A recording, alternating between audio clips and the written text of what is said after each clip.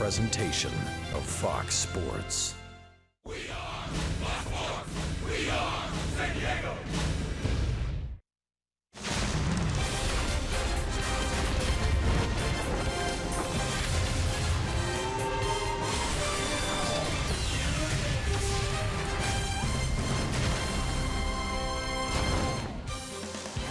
Last time the Padres saw the Chicago Cubs, they swept them at Petco Park in impressive fashion as they took all 3 games against the Cubs, who were struggling at the time. And the Padres are playing great baseball, hoping to continue that here in Chicago on a beautiful night on the north side. We welcome you inside Wrigley Field for Game 1 of a 3-game series between the San Diego Padres and the Chicago Cubs.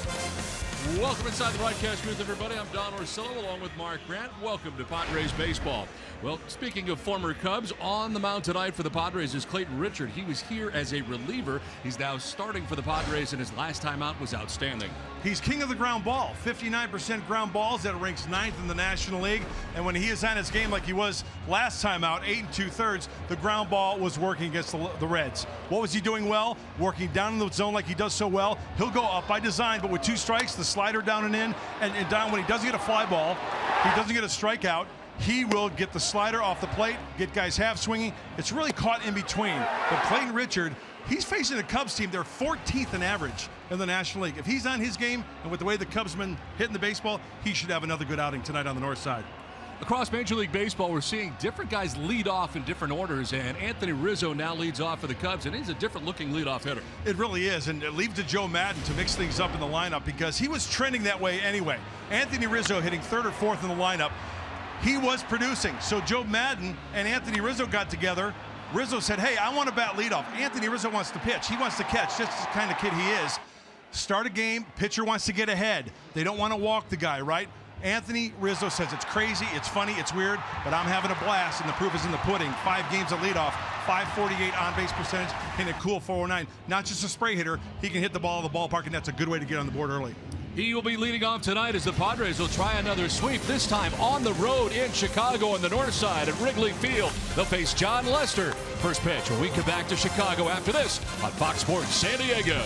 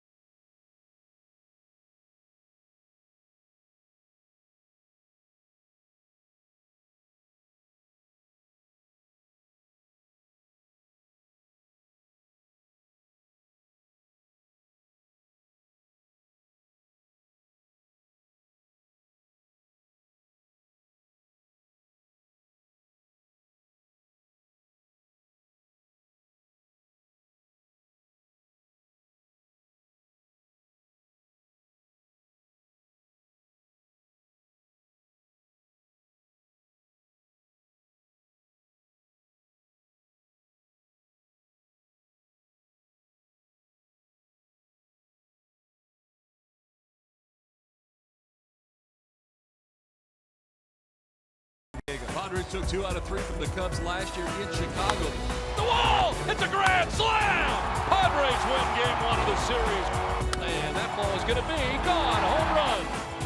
Boy, hats off to the bullpen tonight. Hats off to everybody, in fact. The band, Elwood, the band!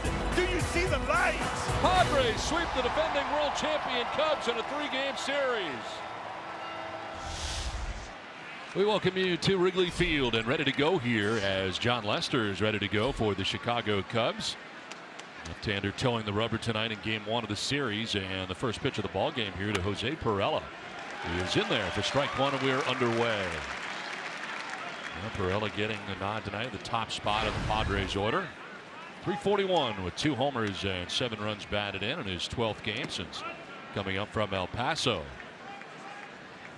And John Lester tonight looking to go over 500 individually as he comes in at 4-4 in the season. He did not start in any of the 3 games at Petco Park in which the Padres swept that series we're talking about off the top. Pirela drives one out towards center field. This will send out Mora Jr. back to the wall, and it is gone. A home run. What a way to start the game for the Padres. Jose Pirela with a home run to center field off John Lester, and it's 1-0 San Diego. 3rd home run for Pirela.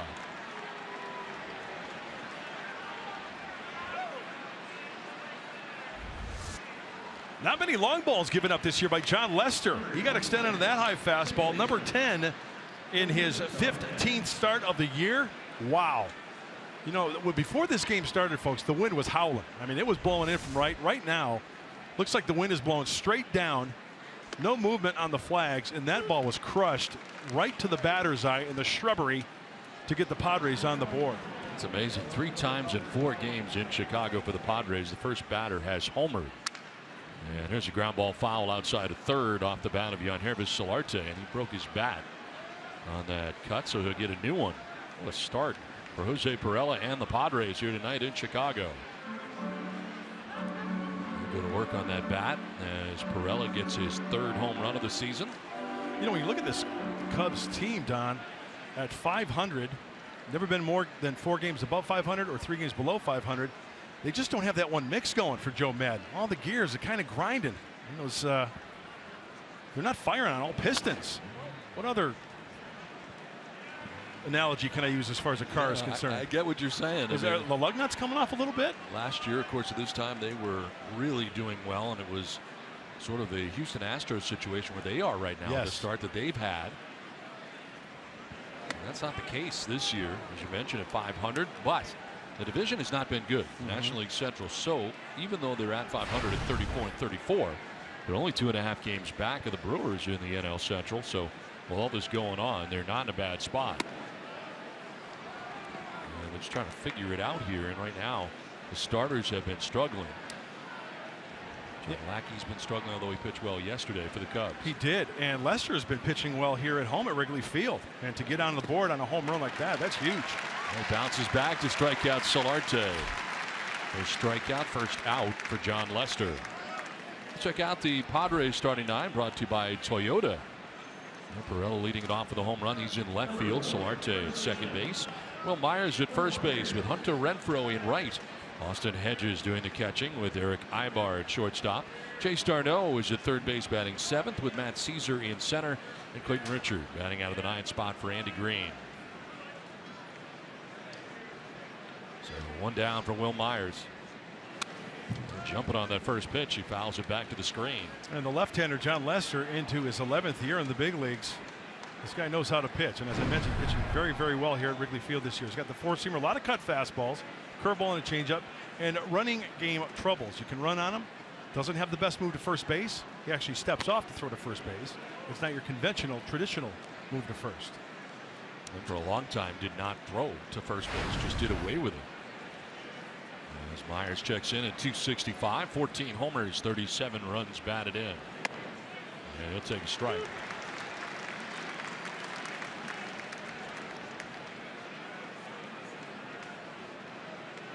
Myers with 2 home runs in Milwaukee, going 2 for 7. And a check swing. Did he go? They checked with first base umpire John Tumpane. He did not. And the count now evens at 2-2. I'll tell you, Contreras right out of tumbling class right there. Great technique. Tucking the shoulder and rolling. He hurt himself. Kind of grimacing there. Oh, right in the plums. Yeah, that'll get you. Give him a little bit of a breather right there behind home plate.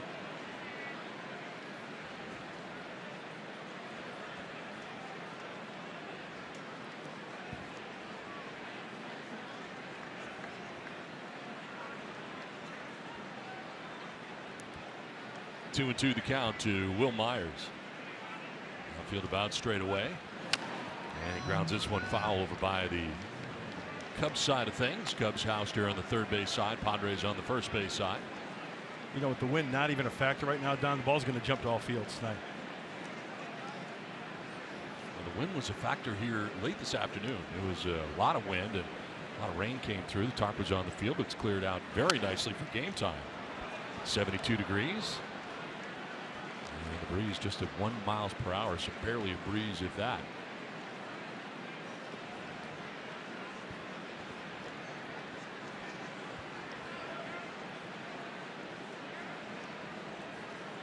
Myers batting with 1 out, bases empty. Padres already on top 1-0.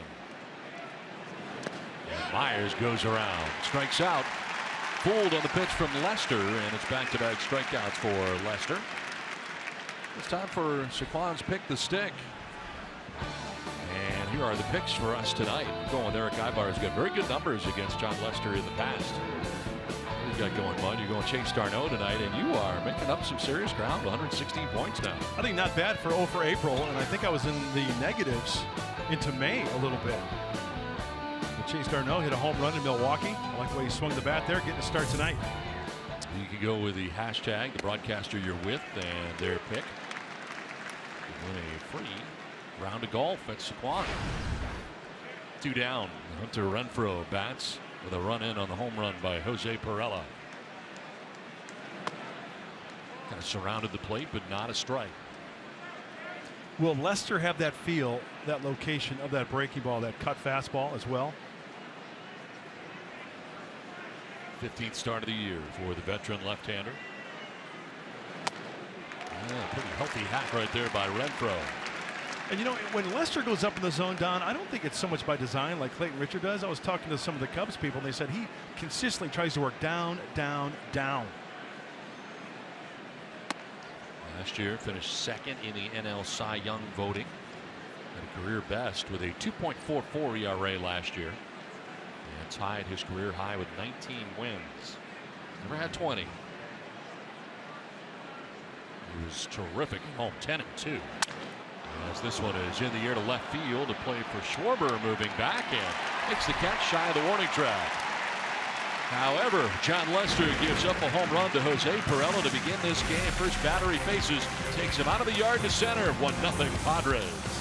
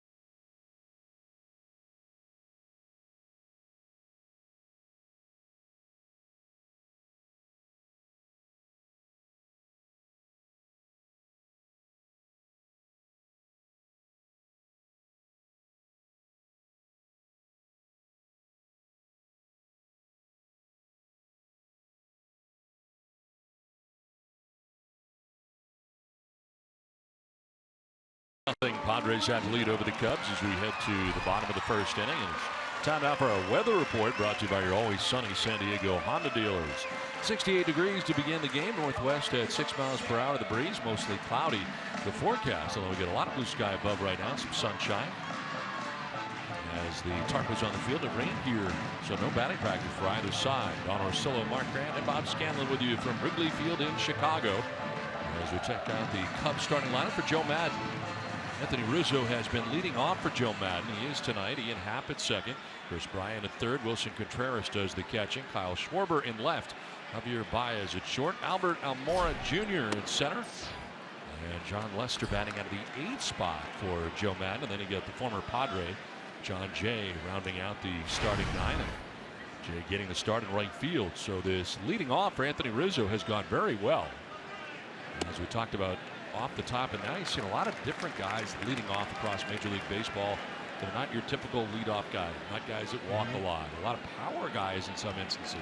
You know what, Don, it's an interesting little talking point, and I've talked to managers, I've talked to coaches regarding leadoff hitters, and you mentioned it.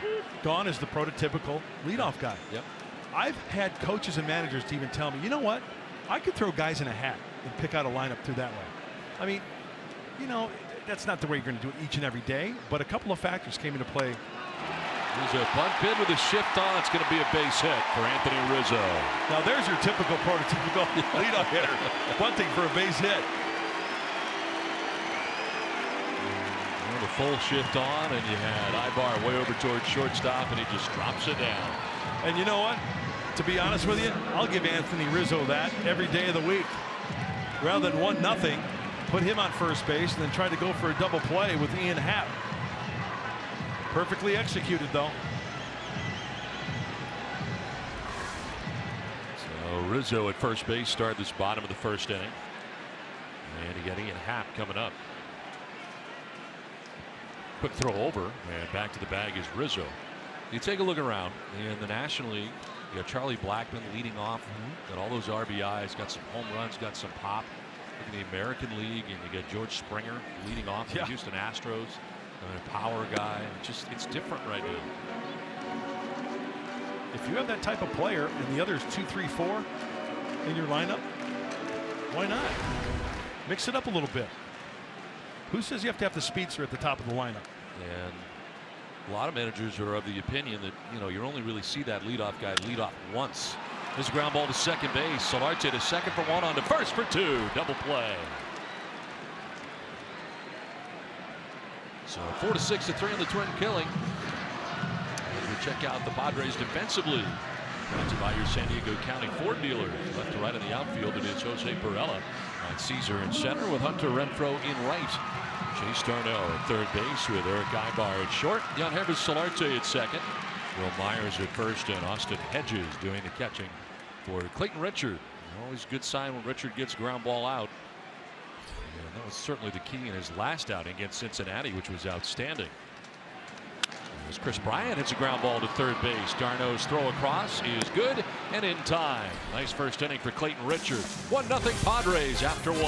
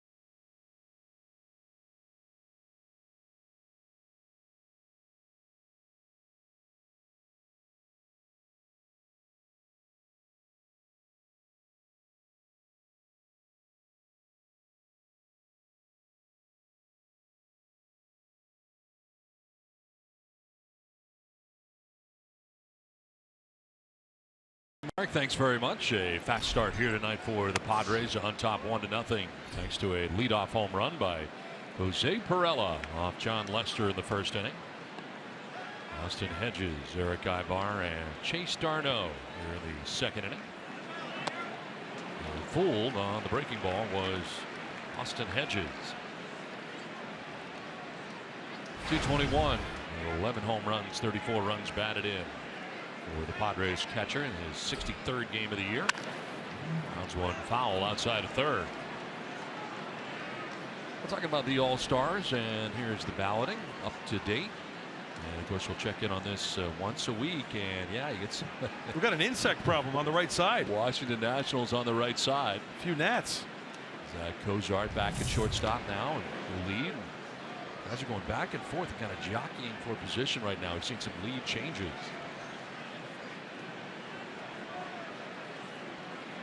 Did you ever vote as a kid? Oh, it was one of my favorite parts of going to a game. Before the All-Star game was, poke your selection in there. That's gone now. Did you know that? It's unbelievable how times have changed. This one is popped up left side. Baez, the shortstop. Ian Happ, second base, but it's going to be Baez behind second and makes the catch for the first out here of the second. The Cubs defensively and behind John Lester. Left to right of the outfield. Kyle Schwarber is in left field. Albert Almora Jr. in center. Former Padre John Jay in right. With Chris Bryant at third base, Javier Baez at short, Ian Happ at second, Anthony Rizzo at first. It is Wilson Contreras doing the catching. He's got 10 errors. Most by all major league catchers back there, and he does the catching for John Lester.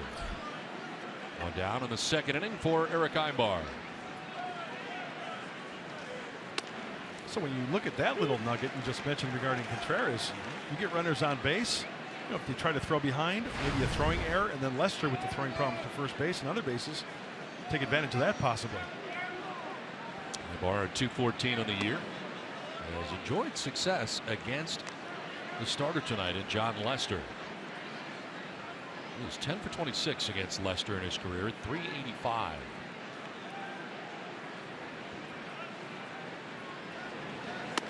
Yeah, that's not a small sample size. No. And of course the two in the American League for a long time. Lester stops of course in Boston, a brief one with the Oakland A's before coming to the Cubs.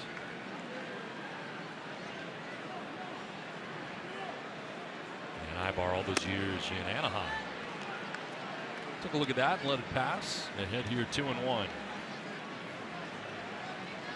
We got Ibar starting at shortstop, Chase Darno starting at third base. Usually it's been one of the other at shortstop, Darno or Ibar, but in this situation they're both in there, both on the left side. Goes to show you how athletic they are. Darno, he can pretty much play anywhere. 3-1 pitch, he may have gone. They checked, yeah he did. John Tumpane, first base umpire, said he offered. Ibar didn't think so, and he'll head back to the batter's box. I thought he did. I thought he went.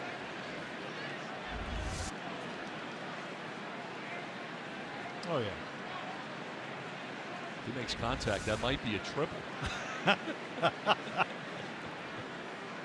There's Chase Darno. And a little dribbler that'll go foul. Aggressively getting out there was Contreras. Trying to grab it, keep it fair, but ends up trickling foul, and Ibar will get another chance. I've always loved to see catchers behind the plate jump like that, like a cat. As soon as the ball is struck, whether it's a bunt, whatever, a foul ball like that, off with the mask and out of the crouch and going straight to that baseball. I've always loved that. Contreras, when you look at him, the way he presents himself on the field just like that, he enjoys playing the game, takes charge, and you need a guy like that behind the dish.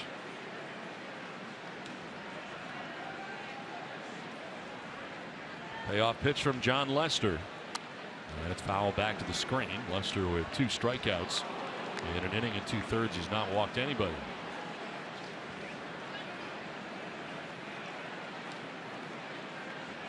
'79th regular season start for the Cubs tonight for Lester. 34-21 in a Cubs uniform. Signed a 6-year deal with Chicago in December of 2014. 8th pitch of the at-bat coming up here to Eric Ibar. And it's grounded foul, and the at-bat will continue. Umpire crew tonight, Jeff Nelson, the crew chief, has the play calling the balls and strikes.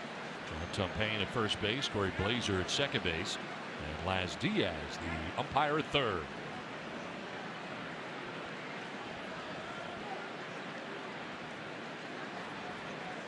John Lester, a four-time All-Star.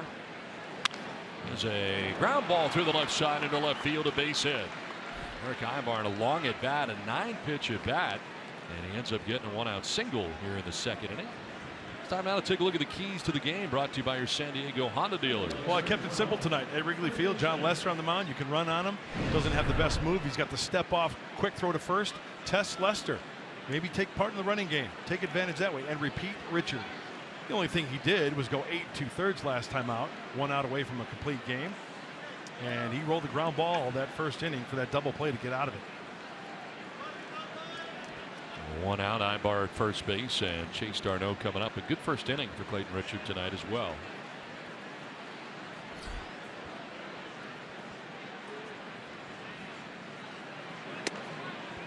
Breaking ball dropping in their first strike over the outside corner. 233 average for Darno with the Padres, 250 overall between Atlanta, Boston, and San Diego. 3 runs batted in for Darno.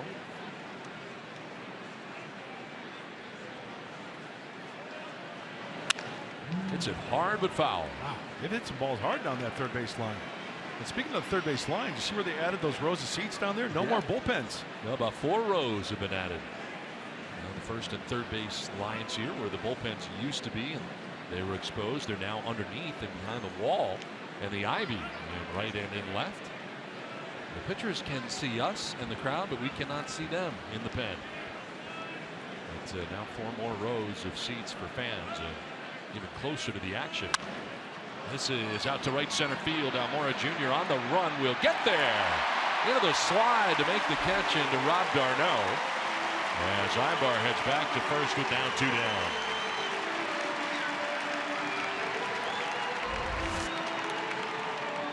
He's got a bead on it. You got John Jay in right field, so he's backing up. Almora taking charge and breaking it down. Get that ball quickly back to the infield. Ball slicing off the right-handed bat of Darno. That's a good read by Almora. Showing off some pretty good speed too. He covered a lot of ground. 2 down here in the second. Ibar at first, and it brings up Matt Caesar in the start in center field. The former Cub, just coming over from the Cubs to the Padres this year, and these are the combined numbers with Chicago. He's a utility guy for the Cubs and has sort of been used the same way for the Padres. Started all 3 outfield positions since coming to San Diego. Tonight gets a start in center field.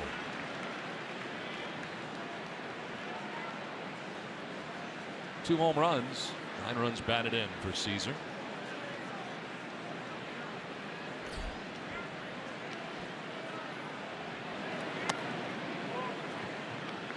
Now, 3 times this year the Padres have led off a game in Chicago with a home run. Mentioned that earlier.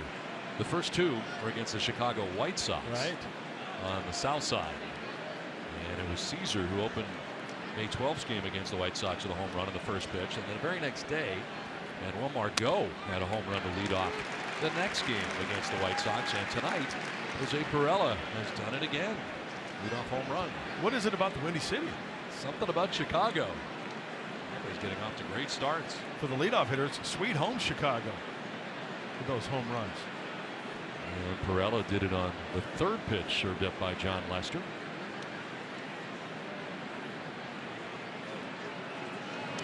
One-two will skip in, and Contreras able to block it, keep it in front of him.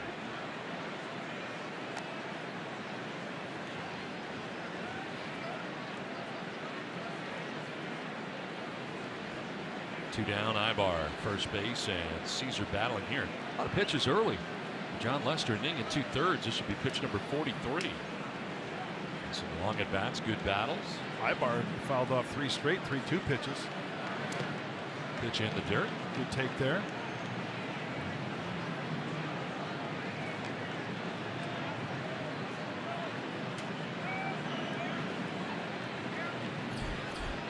And Caesar batting now with Clayton Richard waiting on deck.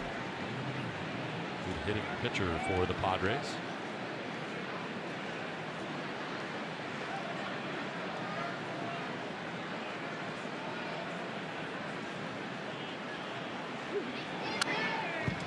fights that off, foul, stays alive. So as a base runner, you've got Lester out there on the hill. His move now is set, step back off the rubber, throw to first quickly, right? So if I'm going to incorporate the running game, as soon as that front foot comes up, I mean, to start his delivery, the leg kick, I'm off and running. Because he hardly ever, never, ever, ever throws over to first that way anymore. There, go, gotta go. 3-2 pitch is ball 4. And down to first base goes Matt Caesar. There's the first walk given up by Lester. So 2 on, 2 down, and Clayton Richard will indeed get a chance to bat here in the second inning. You can see Lester just kind of pecking away, hoping that Matt Caesar would chase, and really not the worst fate now with 2 outs, a force at any base from facing the pitcher. Although, we've seen Clayton put the ball in play. 60 average on the year for him, 120 average in his career. That season in the majors and a couple of years spent here in Chicago with the Cubs. Got a middle relief for the Cubs when he was here. As he takes strike 1. All the injuries the Cubs have had, if we're still on this Cubs team, he'd probably be in the rotation right now. That's where they kind of use it. Turning to San Diego. And he takes strike 2. Yeah, that's been one of the concerns about the Cubs is the rotation. You know, Jake Arrieta, not the Jake Arrieta of the past. Lackey's had a down year. Hendricks on the 10-day DL. Anderson hasn't pitched. 0-2. And it's off the plate. Richard not chasing.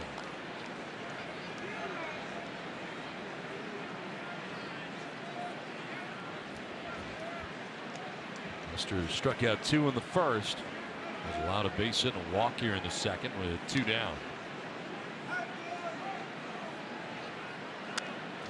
Late swing. Protective swing. Hang tough left-hander. Very shallow in left. Schwarber. And in center field, El Mora playing on the shortstop side of second base. To get something elevated, big strong kid, he can spank one right through that side right there. Swing and a miss, chasing that pitch down and away. It's Clayton Richard. He strikes out. That's 3 Ks for Lester. 1-0 Padres.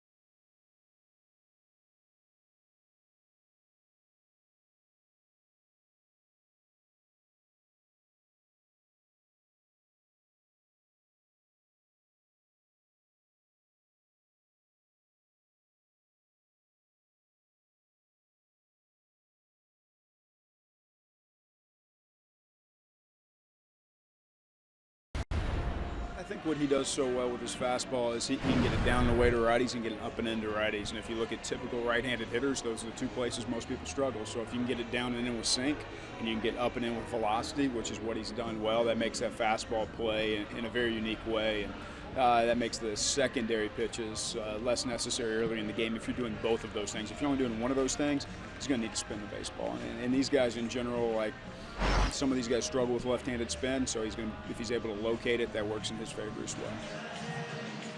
Andy Green talking about his starter tonight, Clayton Richard, and especially in reference to his fastball use, which he did an outstanding job of in his last outing versus the Cincinnati Reds. Essentially did not need to even go to his slider until his second or third time that he was facing that opposing lineup. Tonight, he's gone to the slider early. In fact, the very first pitch of the game against Schwarber was a slider, but Clayton Richard is still learning how to use that four-seam fastball, guys. He's been great with the sinker, and he's using the four-seamer now equally as well. All right, Scan, thanks very much. A hot shot by Contreras off the glove of Richard, kicked out to short to Ibar, so that'll go 1 to 6 to 3, and because he got a glove on, it actually helped him out because that was ticketed for center field. Kind of short grass on the infield, that is, and you can see the top spin off the glove, slowing it down, change direction. Now as a shortstop, you're going to your left. Now you got to put on the brakes a little bit. And they get him by plenty. That works out. Yeah, 6-3. Squints is happy about that one. One down. It brings up Kyle Schwarber. Schwarber, who had been leading off some for the Cubs earlier this season, now dropped down in the order. He's batting 5th. 174, largely the reason. 12 homers though, 28 runs batted in. So power numbers have been good. The average has not for Schwarber.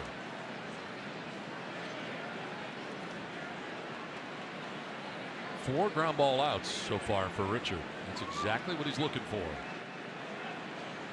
Shifting on the right side are the Padres.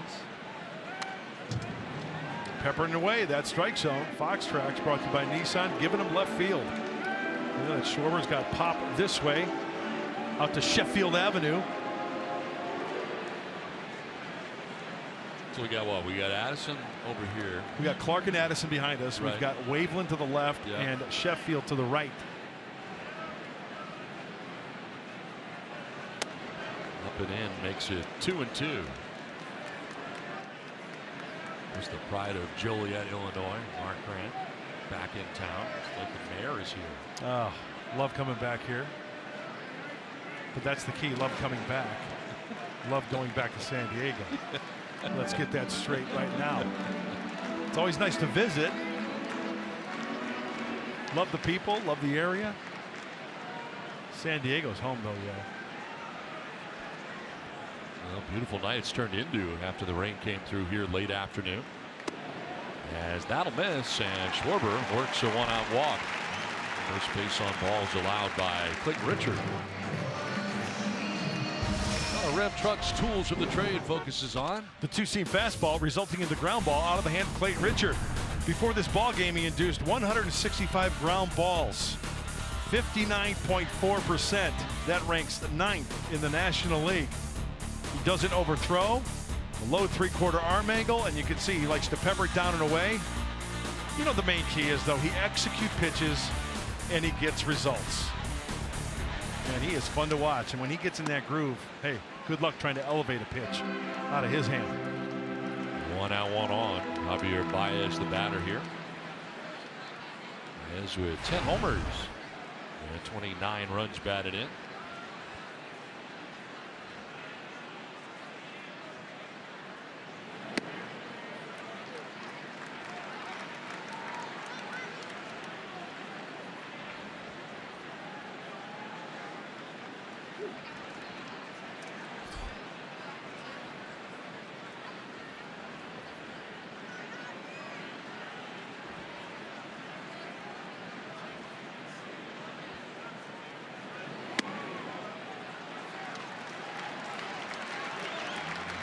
Richard falling behind now, 3-0.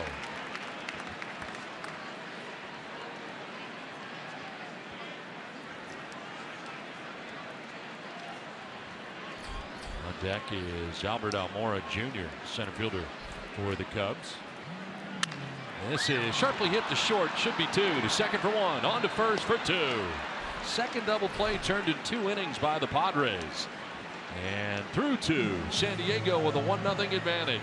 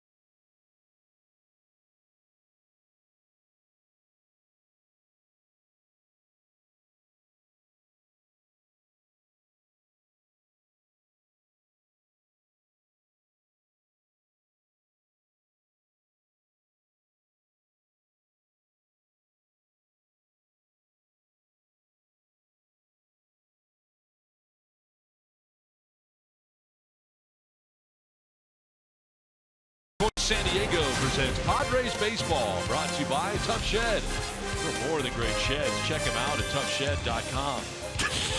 By Honda, great deals are waiting for you now at your local Honda dealer.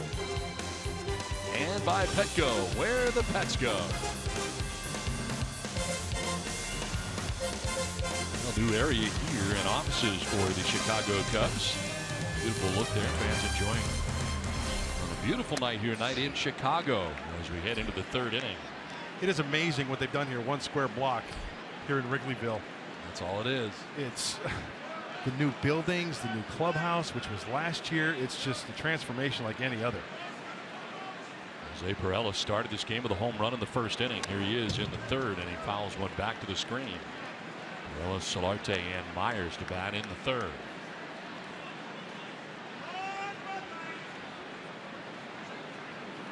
It's always a festive mood here at Wrigley. A lot of pitches for John Lester. He threw 50 through the first two, 29 in the second inning. That's pretty tough. He's at 53 here, dealing with his first hitter in the top of the third inning.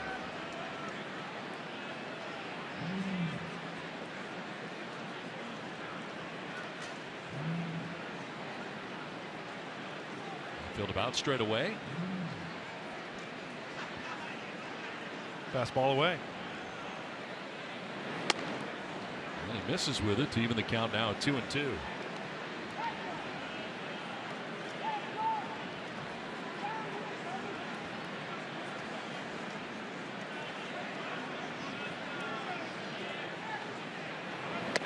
And a swing and a miss. Pirela goes chasing after the breaking ball. And that is the fourth strikeout for John Lester. One down here in the third inning.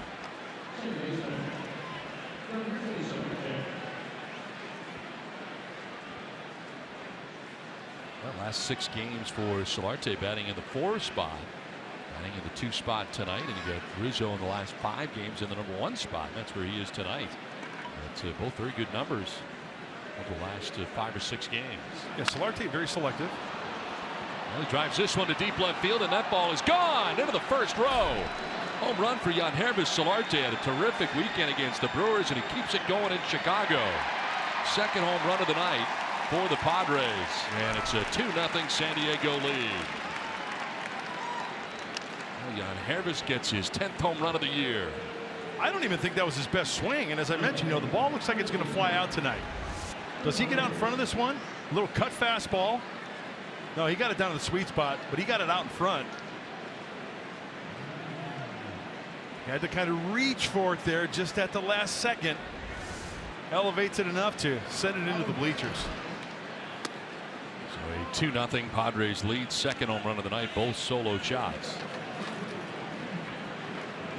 How hot is Yangervis Solarte right now? Man, he's seeing the ball extremely well, taking some walks here and there.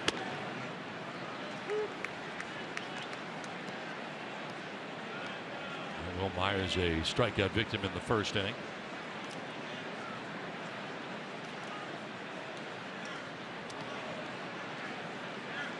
The first time Solarte has homered on the first pitch that he has seen this season. And an at bat. Be aggressive from time to time. This time jumping on the first pitch, taking it out of the yard. And giving the Padres a 2-0 advantage. 2-1 to Myers. And that's up top for ball 3. I think of Yangervis Solarte, I think of 2 words: heart, soul. Agree? Sure, absolutely.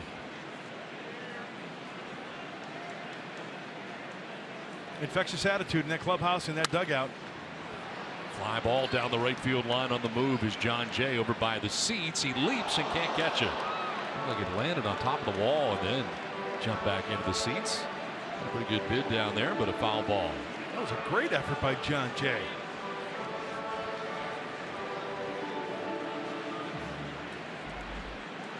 A former Padre, now a Cub.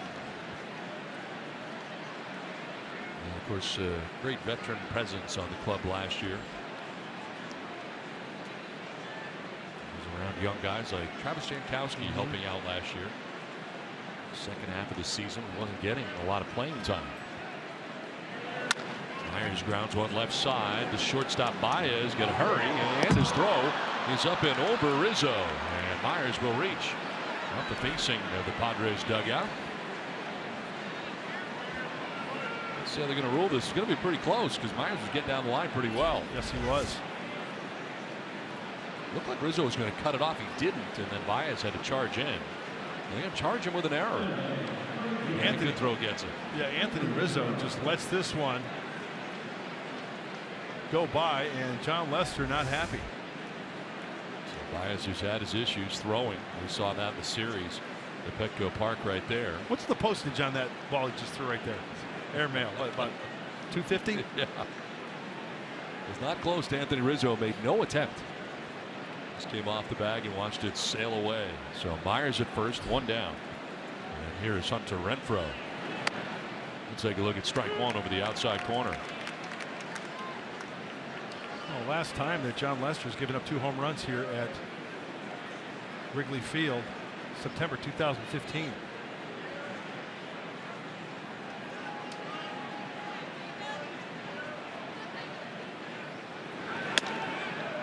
Just off the outside edge. He's probably thinking, I'm throwing all these pitches tonight. I am deep into my pitch count already, and now I got an error behind me that should have been not out. good. Not good. I'm going to throw more pitches. This will be 65 through 2 1/3 innings.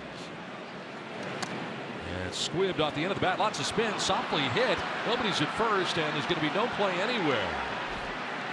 So Rizzo goes after it. Lester goes after it. Nobody covers first. And Renfroe's on with a base hit as we check back in with Scan.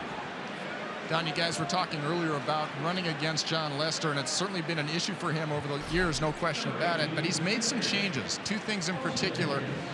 If you look at his numbers, 44 stolen bases 2 years ago. He cut it down to 28 last year. So far this season, only 7 successful attempts. 8 times guys have been caught. What's the difference? Well, first of all, you've got a cannon behind the plate in Contreras. He can flat out throw people out. But also, Lester has made 2 changes. He has sped up his delivery to home plate. 2 years ago, it was a 1.4 second delivery time. Now he's got it down to 1.1. That's a huge difference, and he's mixing up his time. So it looks like he's easy to run against, but not as easy as it used to be. No, it's amazing, Bob, as you look back over last year, the fact that he gets to the point where he would not even throw to first base at all. And he did pick somebody off. Gets fouled for the Cardinals recently. And it was the first time he'd gotten a base runner off first since 2015. This was June 3rd. Yeah, Scan, he had the yips and then some about throwing to first base or really throwing to any base at one point. And it's still an issue. Yep. I mean, nobody's trying to say that it's resolved, but the Cubs have just tried to say, hey, look, we know what he doesn't do well, which is throw to the base, but let's take what he can do well, which is to change up his delivery times, speed up that time to home to give his catchers a chance. And the other thing, because his catchers are so good at throwing, runners cannot be as aggressive on their secondary lead like we just saw there with Pham. If you're going to be that far off the base, you better make sure you get back quickly because Contreras will throw behind you as well. 2 on here, 1 down. 0-2. And Hedges sends one out towards left center field. On the move is Schwarber. He will get there to make the catch for out number 2. Yeah, Bob mentioned about Lester speeding up his time to home plate, 1.1, and the major league average from pitcher to catcher is 1.35 to 1.40. So that's a significant difference given your catcher, especially when he's got a good arm like Contreras, to nail that runner. In fact, if he goes to second base. Of course, this year working with Contreras. In the past, it was David Ross, who, of course, retired at the end of last year and now has gone on to big-time dancing and analyzing baseball. He's doing everything. He's doing it all right now. Mr. Popularity. Grandpa Rossi. Yeah. Former Padre. 2 down here in the 3rd inning. 1st and 2nd. Eric Ibar checking in. His second AB single to left field in the 2nd inning. Now 11 for 27 in his career against Lester. And Tardy on that fastball. Ended up in the other batter's box with that cut.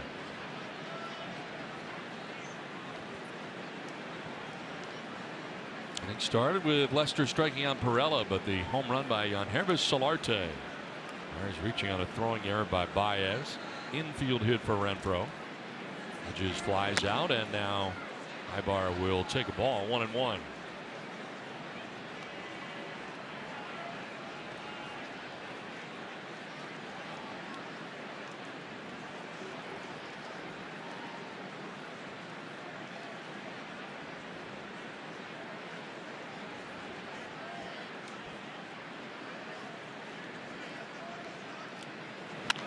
On the ground towards short, Baez will go the easy way to second for the force out.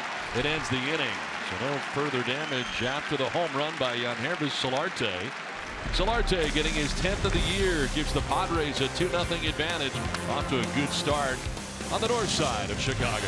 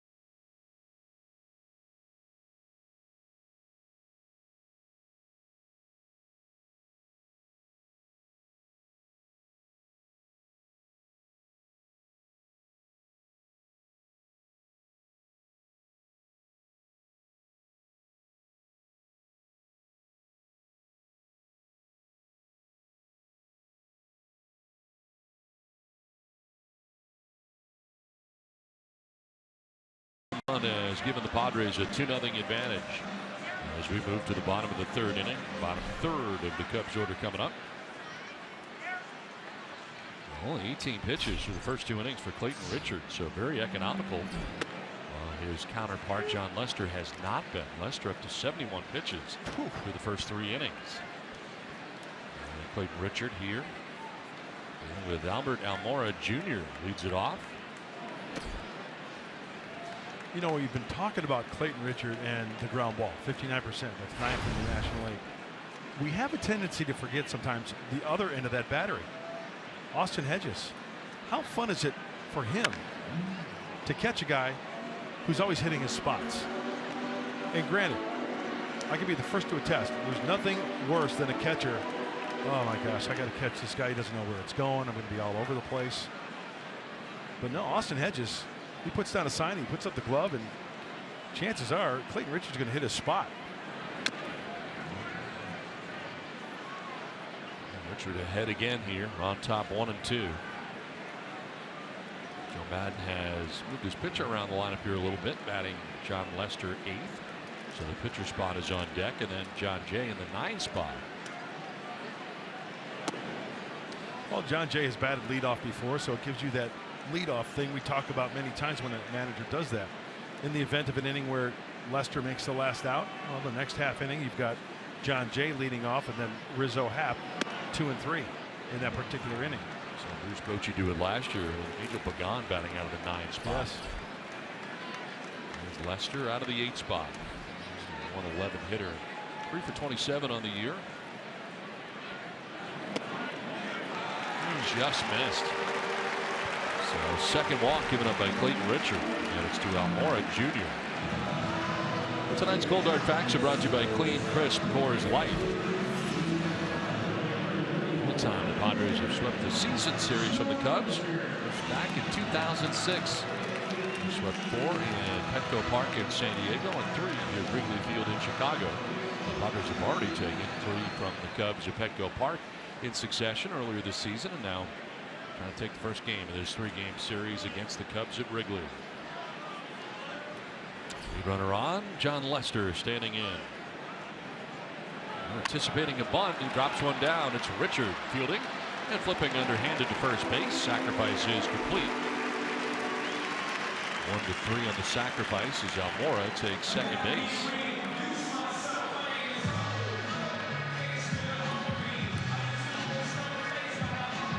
Runner at second, one down, and John Lester getting his job done as John Jay is coming up.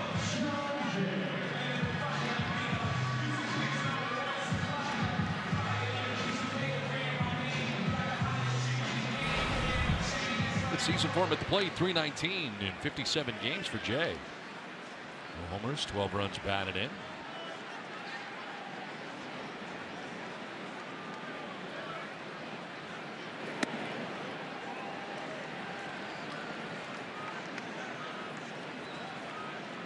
Seven ground ball outs for Clayton Richard so far. All of his outs have come via the ground. That's going to help that percentage. Came into this game 9th in the National League. Ground ball percentage. Time was called, and that pitch will not count. Whoa, was that kind of late? Very late. Richard a little miffed. His team with runners in scoring position. Cubs only hitting at 228. That ties him with the Athletics and Royals and Blue Jays. Under foul outside first, so they've lacked timely hitting. And if you try to figure out why it is the Cubs are where they are in comparison to where they were last year this time, right now they're 500, 34 and 34 coming in, and trying to figure out what they are, what their identity is as a club, and are they going to take off here, or is this the way it's going to go? Well, it's been a third of the season roughly. You better turn it around. And once again, you made a good point down in this division, tight division. So if you're going to be quote slumping and not firing on all pistons, and it's going to be that close on June 19th, I think Joe Madden would be happy with that. 7.5 games between the top team in the NL Central and the team in last place. Liner to left field. Pirela coming in, and he will not make that catch. He trapped it. And reaching with the base hit, it'll be Jay. Taking third base is Almora Jr. Pirela almost made the catch out there in left field on the sinking liner, but it does hit the grass first. Couple of things on this play. Thank goodness that ball is kept in front of Pirela in the glove. And secondly, Matt Caesar. Matt Caesar in center field backs him up big time. And as a runner, you know what? You're caught in between. Got to go halfway. You got to scamper back to second base or third base in the event of a catch or a knock. But credit Matt Caesar in center field for backing him up in left field. First and third, one down, and Anthony Rizzo standing in. A bunt single in the first inning.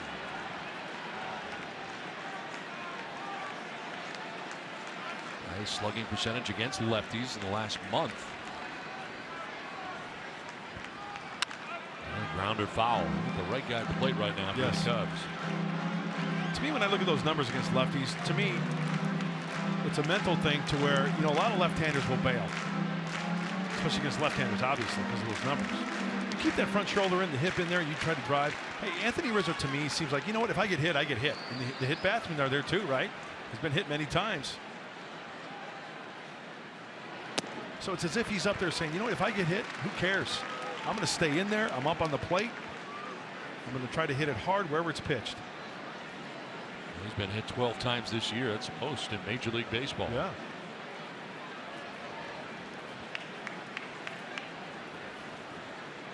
First and third, one out. Threatening are the Cubs here, really, for the first time in this game here in the last of the third inning.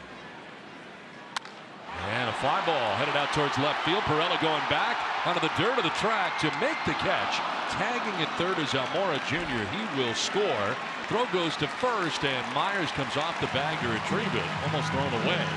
The Cubs are on the board on a sac fly by Rizzo. They cut the Padres lead in half now. It's 2-1 San Diego.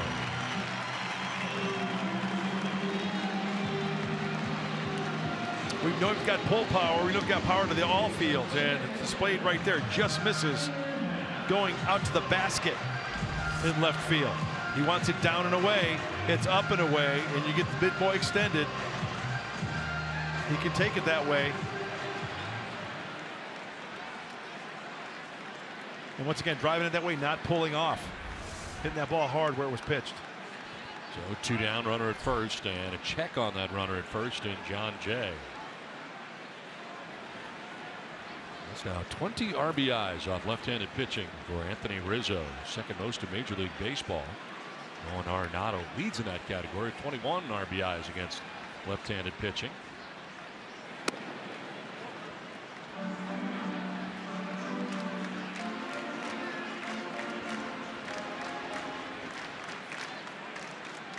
Game hitting streak coming in for Happ. 6 for 21 during that time.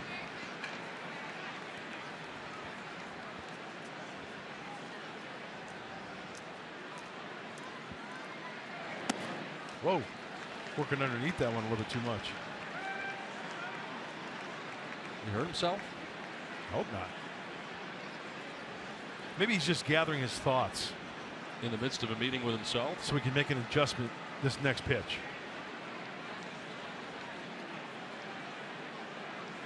He's behind here, 2-0 now to Happ. And a throw to first base. And you got Chris Bryant waiting on deck here for the Cubs.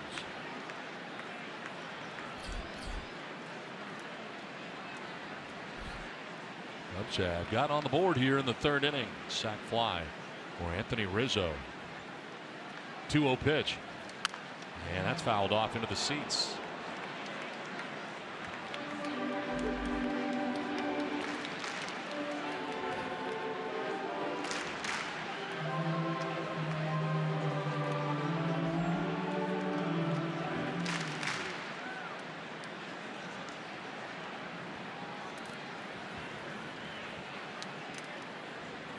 First 2 down and a swing and a miss.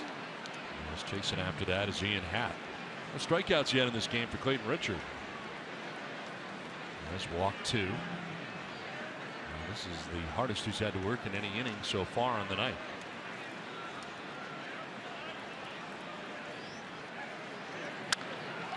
To right field. Renfroe coming in to make the catch below the cap high that ends the inning. A run for the Cubs. It's 2-1 Padres.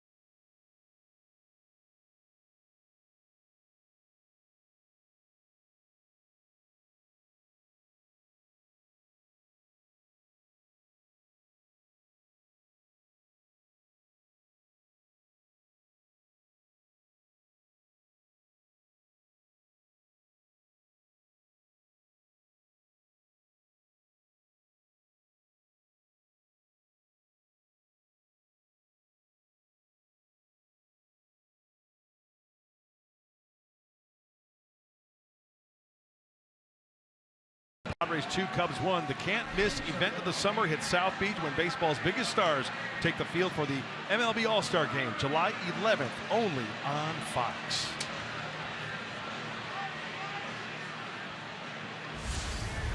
It's out of the 4th inning. 2-1 Padres have the lead. Bottom third of the Padres order.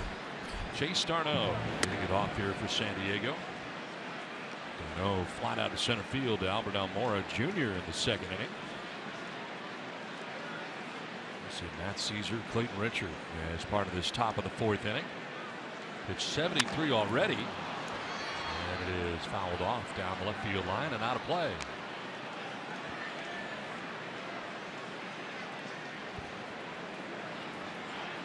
Now flying out to Almora in the 2nd inning. 233 average coming in for Darno and getting a start at third base.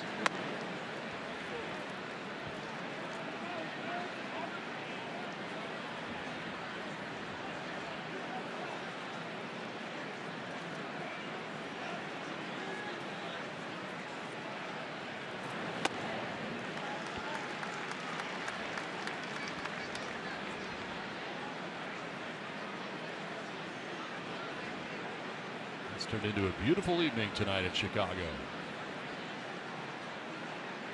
Padres with 2 solo home runs.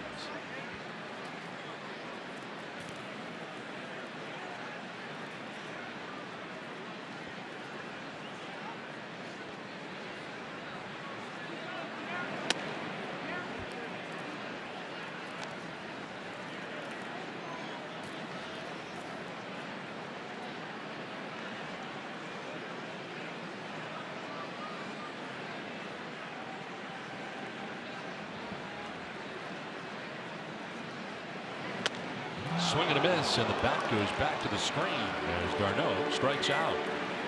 Lost a handle on it and all the way back to the screen. That's strikeout number 5 for John Lester. First out here in the 4th inning.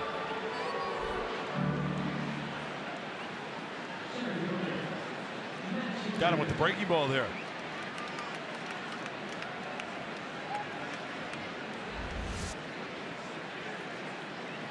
Down and in. The grips might be a little worn. Might need a little bit more stickum next time. One down here in the inning, and Matt Caesar batting. Second plate appearance of the night for the Padres center fielder. Walked in the 2nd inning.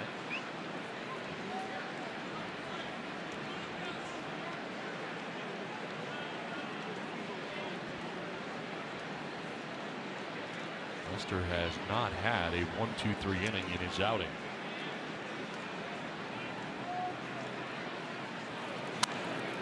Jammed there and fouled back up onto the roof at Wrigley Field. Hey, got to be honest with you. Sitting down in the dugout today when Andy Green was doing his presser, I always think of that dugout. Babe Ruth sat in that dugout. How awesome is that? It's pretty cool. Some of the older ballparks, the amount of players that have come through these parks is truly amazing. Walk down that runway, yeah, coming from the clubhouse, and think of all the guys that came down through there. I mean, if you're a baseball fan and you get a chance to do that, it really is something special. It's where Babe Ruth called his shot off of Charlie Root.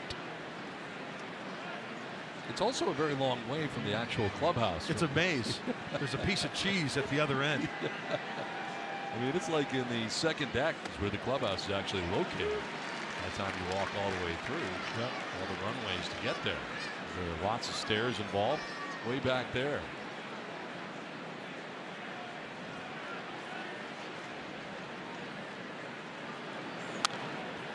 Fouled off, backing out of play. 5th full count of this game for John Lester already. With 1 out of the 4th inning. Some long at bats here. Some good at bats for Padres hitters on the night.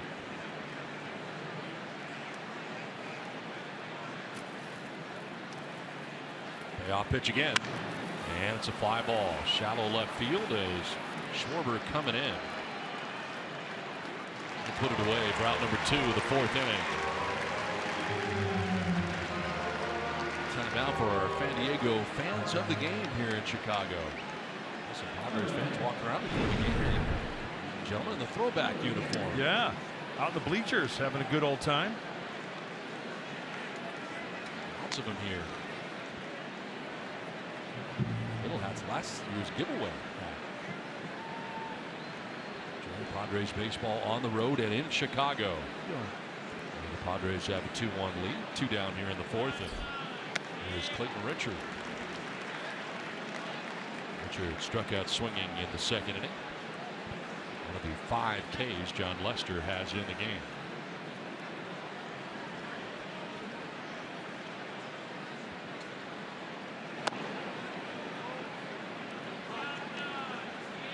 You know, the Bears used to play here too, back in the day before Soldier Field was built. When did they go to Soldier Field? Do you remember? I want to say early 70s.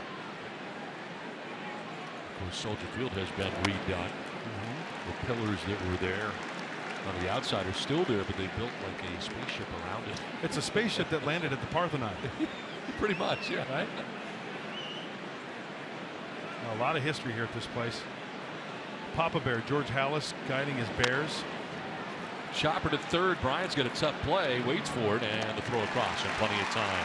Made it look easy. First 1, 2, 3 innings for Lester. 2-1 San Diego.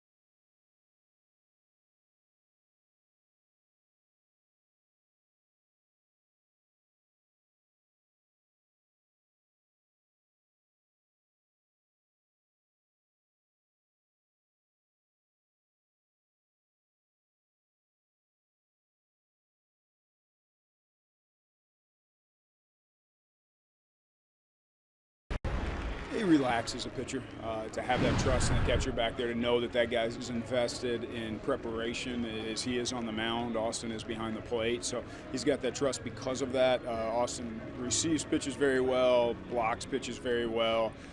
Just has great feel, and Clayton's smart enough to realize that and not hold against him that he's a young guy that only been in the big leagues for a couple of years. So I think when he looks at Austin, he looks at him more through the lens of this guy's like a veteran catcher, and he appreciates that. Andy Green talking about the rapport between his pitcher and his catcher, exactly what you were talking about earlier, Mark Grant, and it goes both ways because Austin Hedges does feel comfortable working with Clayton. And why is that important? In the midst of the game, you start off with a game plan, but invariably that game plan is going to change. Clayton Richard has total trust in Austin Hedges and the numbers that he's going to put down. He knows that he's going to call the right ball game, and Austin, for his part, has confidence that Clayton will be able to execute it. That's one of the things that I miss most about the game, guys, is that connection you have with that catcher when you're carving guys up, and Clayton and Austin have had it a lot of times this season. Back over to you. Here's a ground ball to short, and Ibar gobbles it up and fires to first. Stan, I'm curious as to who's your favorite catcher that you threw to over the course of your career. You know, I've really enjoyed working with several guys, but I thought Joe Girardi was one of my favorites because he was such a thinker back behind the plate. It's almost as though I could turn my brain off and just let Joe do all the thinking back there. It was so easy to work with him. Damon Berryhill was fun to work with as well. So I was really fortunate. I had a lot of really good catches over the course of my career, but Joe Girardi, of course, stands out. The other guy that I enjoyed catching or pitching to was Mike Matheny. Even though he was young, he had a great understanding of the game and how to get the most out of his guy on the mound. Mud, did you have a favorite? I did. There was a few, actually. Bob Brenly, who I dearly love, threw to him my major league debut with the Giants. Always loved throwing to BB. And also Dave Valley in Seattle. He was a thinker back there as well. Good call. I had him in Milwaukee. That's yeah. And then the old Bernie Perron, Mark Parent, big target. Yes. And I just love throwing to big targets. So those three guys really stick out for me. Speaking of big targets, Lance Parrish. Oh, I threw him in Seattle. Yep, I had him in Philadelphia. Yeah. Oh, man. He made you feel like you're about 50 feet away, didn't he? Because he was so big back there. Sure did. And one down here in the fourth inning. 2-0 pitch, and that'll miss. 3-0. But is there any better feeling of knowing that you're on the same page with that guy back there and you're just everything you're thinking, he's already thinking it. You just go to work out there. It's so fun. No shaking off. You find that groove, Stan. You're absolutely right. 3-0 pitch. And that's a strike. The guys that Scan mentioned, of course, Matheny, Major League Manager, Girardi, Major League Manager, Bob Renly, Major League Manager. Yeah. These guys were truly thinkers. Bring it to another level. There's a ground ball to shortstop. Ibar sliding to his left. And the throw in time to get Contreras 2 more ground ball outs. It's now 9 in the game for Richard. 2 down here in the 4th inning. In the short time I was in Colorado, 1993, Joe Girardi was there as a Rocky, so I threw to Joe as well. Joe Girardi told me that when he was the manager of the Yankees, all he wanted to do was be a Chicago Cub when he was a kid. He told everybody from here he's going to be a Cub, and he was a Cub, which was pretty cool for him in his career. Grew up in Peoria, went to Northwestern, caught for the Cubs. A darn good career, and of course, World Series champion manager with the Yankees. 2 down here in the 4th inning. Kyle Schwarber, who walked in the 2nd inning. One of 2 walks allowed by Clayton Richard.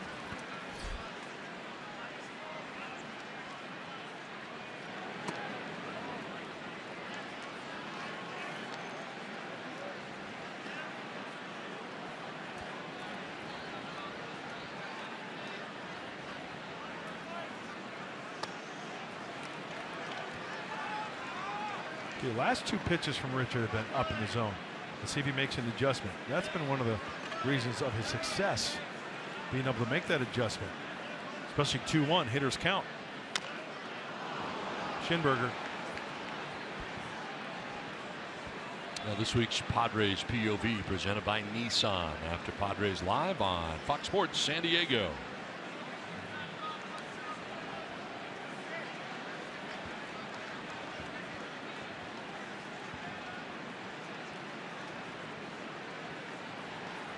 So you're giving Schwarber a little extra time as Hedges went out there.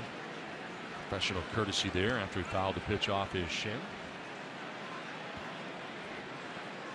Schwarber all right back in the box here with 2 down.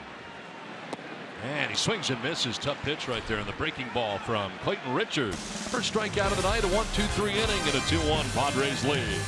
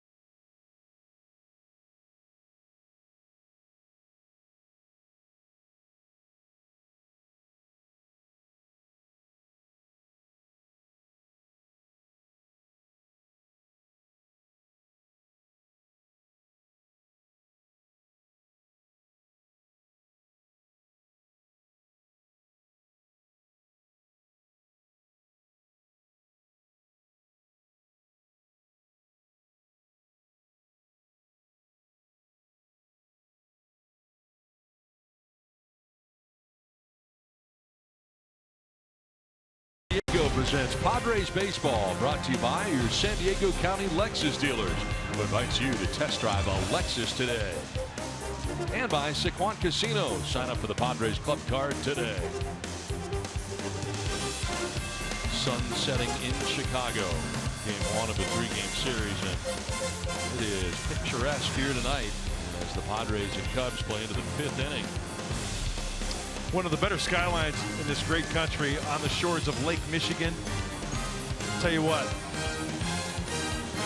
San Diego set aside, I think this is the best summer city other than San Diego.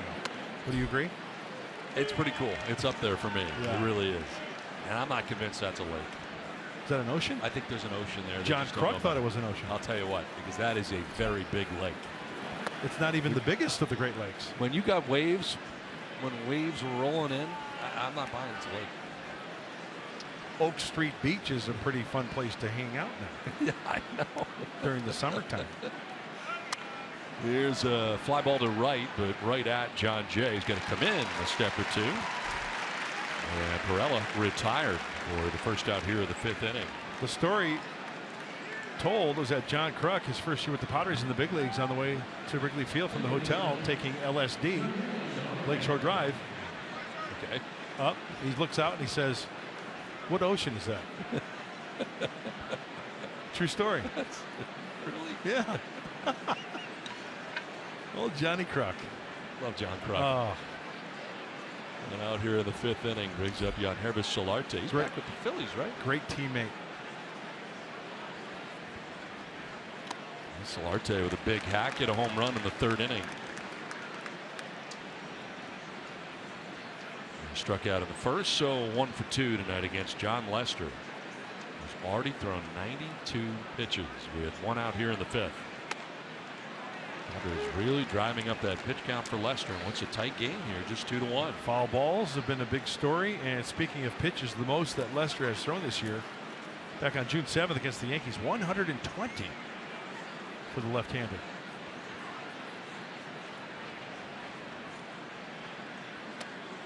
He's as durable as there is. You know what, quite honestly, I don't see why managers don't let guys go more. 115, 120. And he's been ahead too. 16 of 20 first pitch strikes. There's a liner to left center field. That's going to get down for Solarte. It's a gapper to the track of the wall. Solarte motoring towards second base will slide into second with a double. Second time he has been aboard in this game, a home run, and now a double with 1 out in the 5th inning. See if it's another breaky ball. Looks like a cutter down and in. Boy, he speeds up his bat, and oh yeah, cut fastball. Speeds up his bat, and he splits that gap to the Cubs bullpen. Big run out there. So 1 out runner at second, and it brings up Will Myers. Myers struck out swinging in the 1st inning, reached on an error by the shortstop Javier Baez in the 3rd inning. A throwing error. And you watch for a pick at second base after a pitch. Always have to be aware of that.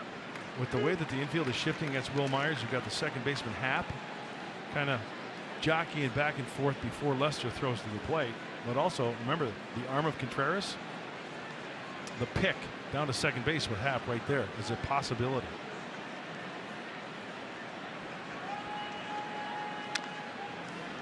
Myers fouls it off over by the on deck circle, and frustrated with himself.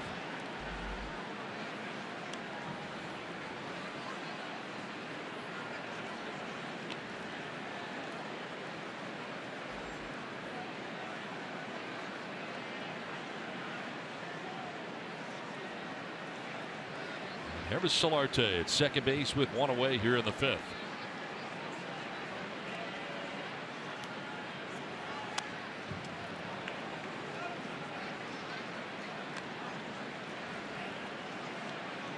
Coming in with 2 home runs in the past 3 games.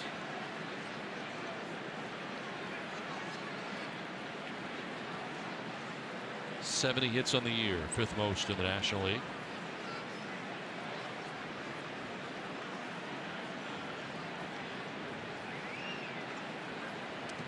Now bouncing and blocked by Contreras. No advance for Solarte at second base, and a visit from the shortstop Baez coming in here to talk to Lester. Maybe not talk to him, just get some rosin instead.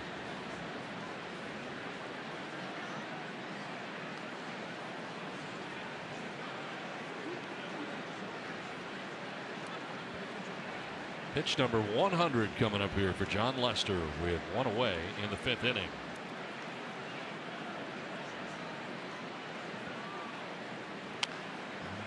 You know, you mentioned the rosin bag.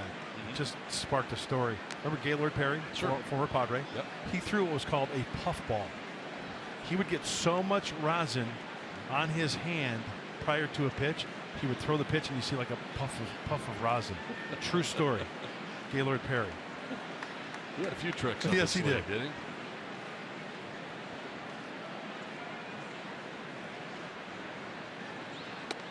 On the outside corner for strike 3. Myers didn't like it, but he takes with him the 6th strikeout for Lester. And it's the second time that Will has been down by way of the K. 2 down here in the 5th inning. Oh, we talk about location of the fastball. Very key. Look at that. Down and away at 92. Might have gotten a call, but too close to take. That's the 4-seam fastball. You counter that with the cutter in, the breaking ball, the curve ball, and then you straighten it out with the 4-seamer. It's got a little extra giddy up for the called third. And 2 down here for Hunter Renfroe.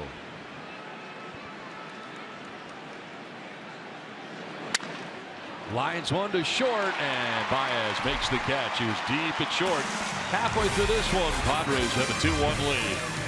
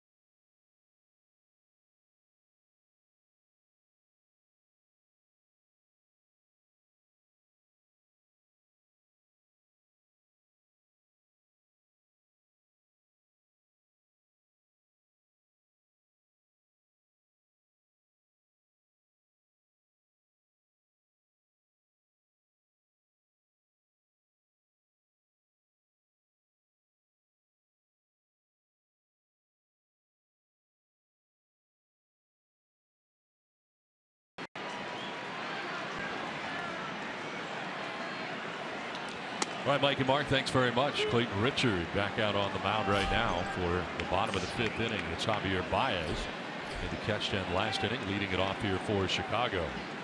Baez grounded into a 6-4-3 double play, first time up. 1 of 2 turned by the Padres in this game tonight for Clayton Richard. A lot of contact tonight as we take a look at the line for Clayton. You know that swing and miss by Schwarber in the last inning? Yep. That was only the 3rd swing and miss tonight off of Clayton Richard. It's a lot of contact. A lot of contact, a lot of ground balls. As he works here in the 5th inning. Tired 5 in a row. And Baez grounds it foul towards the end of the Cubs dugout. Let me ask you something there, Donnie. You think there's somewhat of a World Series hangover here in Chicago? You know what? There very well could be. Because the reason why I ask is because you experienced 3 with the Red Sox. 04, I felt like 05 was a tough year for the Red Sox after that 04 championship. And this one will get by Darno. It's a fair ball. Perella in the corner will get it back in, but not before Baez is standing at second base to begin this bottom of the 5th inning.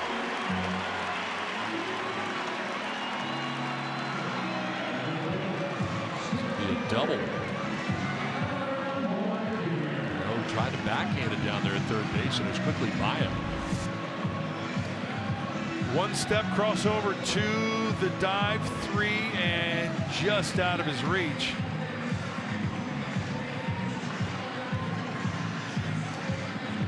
Looked like it was a catchable ball, just couldn't get there in time. Baez at second base with a double to start the bottom of the 5th inning. Albert Almora Jr. walked and scored the Cubs' only run in the 3rd. Now, in Boston's case, they had waited 86 years to win a championship, and I felt like more in 05 that there was a hangover more than the other 2 championships in 07 and 13. It was just, they've been there, done that kind of thing. Was it a combination of everything? Everything. Just the weight, and then you do win, and you just kind of wonder if that's what's going on here. After the weight they had, now they're champions. You know, I was talking to somebody with the Cubs prior to the game, and when they smelled making the playoffs, right, it said it was a 40-day period on the calendar from that point in like maybe September-ish to when it was all said and done. Parade, World Series, all that stuff. The whole thing. 40 days. Yep. I mean, think about it. All this stuff that these guys go through, interviews, shows, and that takes its toll. And then next thing you know, spring training's right around the corner. That's what I was just going to say. Because of all of that, you're talking about November before it is your season's over. Yes. And now spring training is right around the corner, and what you're used to for an off season is gone essentially. And you're starting over again. And this one is up and away. And it happens pretty quick. I mean, the off season is totally different, and the Cubs are going through it. And I really feel it is kind of a hangover situation here for Chicago. Tell you what, I would sacrifice winning a World Series and having that 40-day span where it's nothing but go, go, go, go, go. And the one thing that really seals it up for me is when you have a parade here in Chicago with 5 million people. It's a pretty good parade. I think that's pretty well worth it. They waited a very long time. Generations came and went without a championship. There's John Lester, who's a big part of it last year for the Cubs. Looks like he's hanging around in this game. He's up over 100 pitches, 102 through 5 for the left-hander tonight for Chicago. And Baez at second. And a 3-1. It'll be ball 4. And the first 2 have reached for Chicago here in the 5th inning.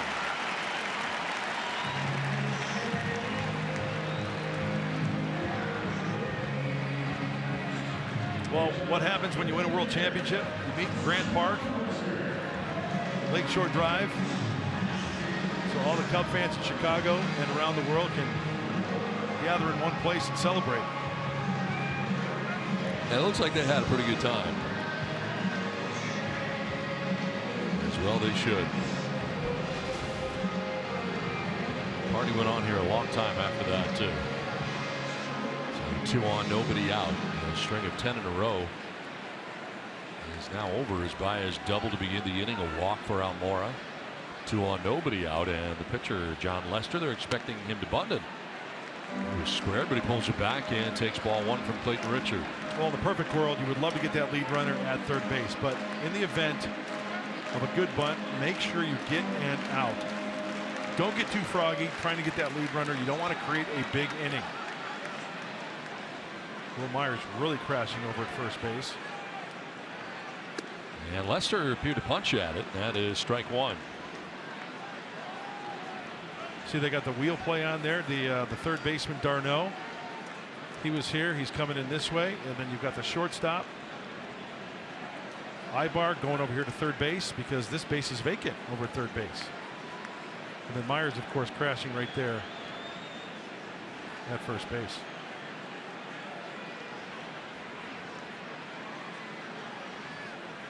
Not squaring this time and swing it away as Lester fouls it back to the bricks. And finds himself down 1-2.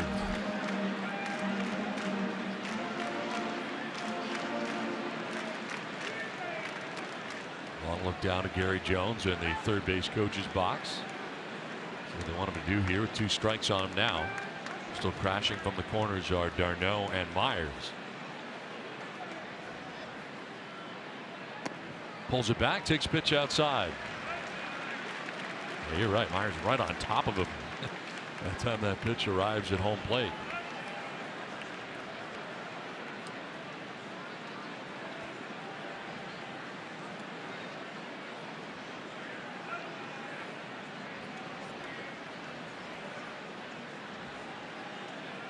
A good look at what John Lester's looking at right now. And he's squaring again, and he fouls it off and strikes out. So could not get the job done. This is his second strikeout for Clayton Richard. And that is out number 1 of the 5th. That's a big out. Lester not getting it done, and he's frustrated. And keeping that double play in order. Two-seam fastball, poking at it, down and away. It came up and got him off the shirt and off the left side of the face. Runners at first and second still, 1 out, and John Jay coming up. Barr had come in to talk to Clayton Richard. 257 average with runners in scoring position. Last year, of course, 410 in that regard. Jay seemed to kind of lock in with runners in scoring position as a Padre. See what he does here. He's already got a single in the game tonight. That was to left field in the 3rd inning. So 1 for 1 is his second look at Clayton Richard. Yeah, swing and a miss for strike 1. Kind of an off balance cut.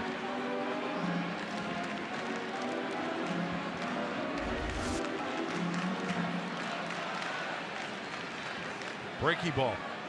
First pitch, runner in scoring position. A great selection. Fastball is what a hitter is usually looking for to drive in that run.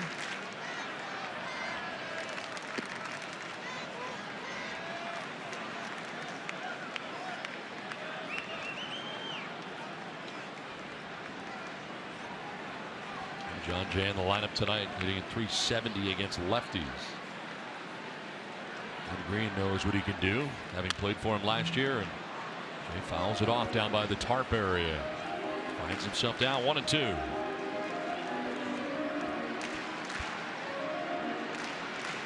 Richard getting a new baseball. Walks clockwise around the mound. Surveys the situation, finds Baez at second, Almora Jr. at first, and 1 out.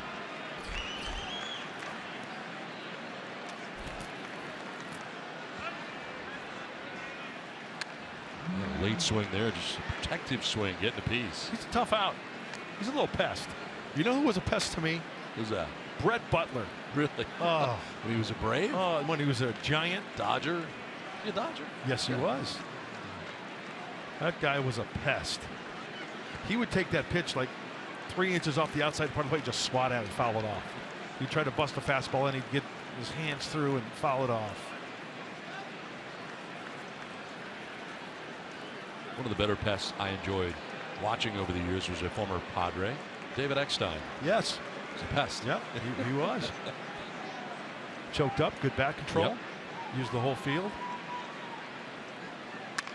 1-2, chopped to third. Darno touch third, fire across the diamond. 3rd double play of the night for the Padres. And this one goes 5-3. Nicely done. Now Darno is headed towards the bag anyway, so he tags it. And then fires across the diamond to Myers. 5-3 on the DP. They got 3 of them. And the Padres have a 2-1 lead.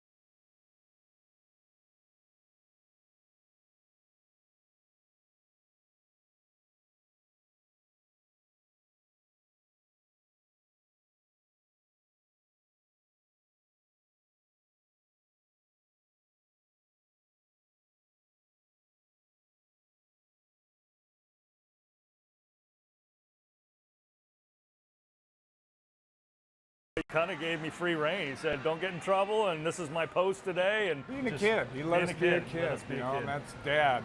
I had a really good relationship with my dad in part because he kind of let me find my own way. Childhood memories that I'll never forget, they were magnified because having my dad there meant everything to me.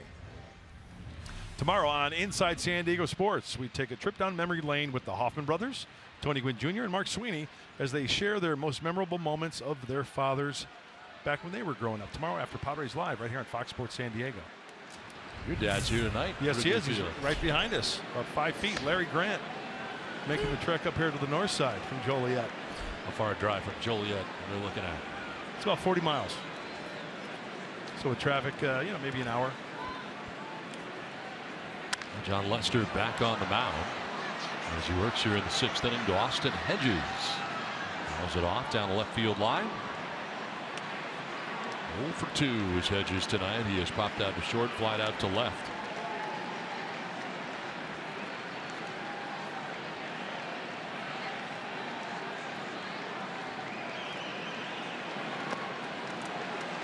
Hedges, Ibar, and Darno in the inning, and Hedges strikes out. That's 7 strikeouts for John Lester. Speaking of Larry Grant, he is in the house right now, as a matter of fact. It's great to have him with us. He's sitting down on our. He's sitting down on my briefcase. Here's my dad. There he is. There's Larry. Say hi to San Diego, Dad. He coaches for the Fighting Saints of University of St. Francis in Joliet. That's awesome. My cousin Brian Mahalik is the head coach there, and my dad helps out with the pitchers. And it's awesome. He's been doing it for many years. He's 84 years young. Loves the game of baseball, among other things too. And he likes you. I'm very fortunate to have this man as my father, and it goes beyond baseball. That's awesome. It's the other things that he did. Just one of the most humble men I know. And there's a reason why I'm not giving him a headset and a microphone. Dad will remain silent, I guess. Yeah.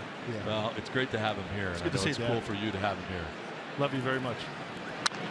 This is to third, and Bryant to his left will fire to first base. Ibar is out, number 2 of the inning.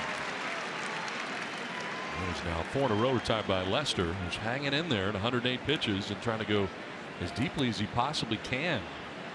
I think I'm going to ask my dad for $20. Closed captioning is brought to you by Wiener Schnitzel.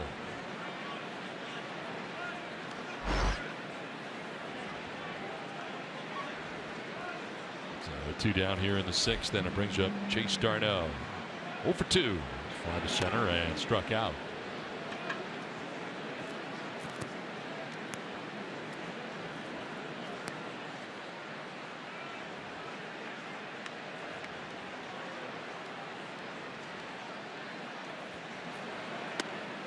Kind of surrounded the plate, but not a strike.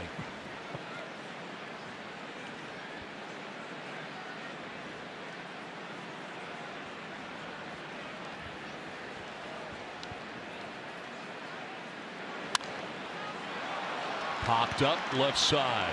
It's Chris Bryant taking charge, steps on the infield grass and makes the catch. It ends the top of the 6th inning. 5.5 done. It's 2-1 Padres.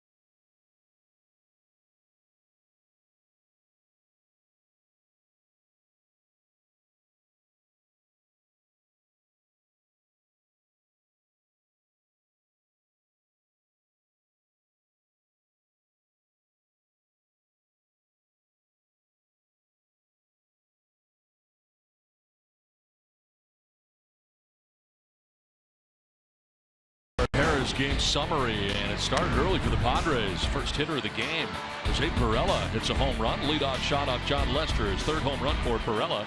And Hermes Solarte follows it up with a solo home run of his own in the third. Home run number 10 for Solarte. It's 2-0 until Anthony Rizzo hits a sacrifice fly to deep left field. Pirela made the catch, and scoring was Almora Jr. That's all the scoring in this game. Here's a liner down the right field line that will be a fair ball. Rattles around in the right field corner. Rizzo headed for 2, and he is thinking 3. Throw to third base is going to be off the mark, and at third is Rizzo. That throw is on line. Rizzo may be out, but he gets there, and he almost overslid over the bag. Well, we know he likes to pull the ball. Remember, the sac fly to left uses the whole field. This one's middle in. Not a lot of room down there, but it is fair ball. Everybody's off and running. Now, Hunter Renfroe getting. Now, does he switch? Does he switch feet? It keeps that 1 foot on the bag. Nice job by Ibar there, trying to sneak it in. That's a triple.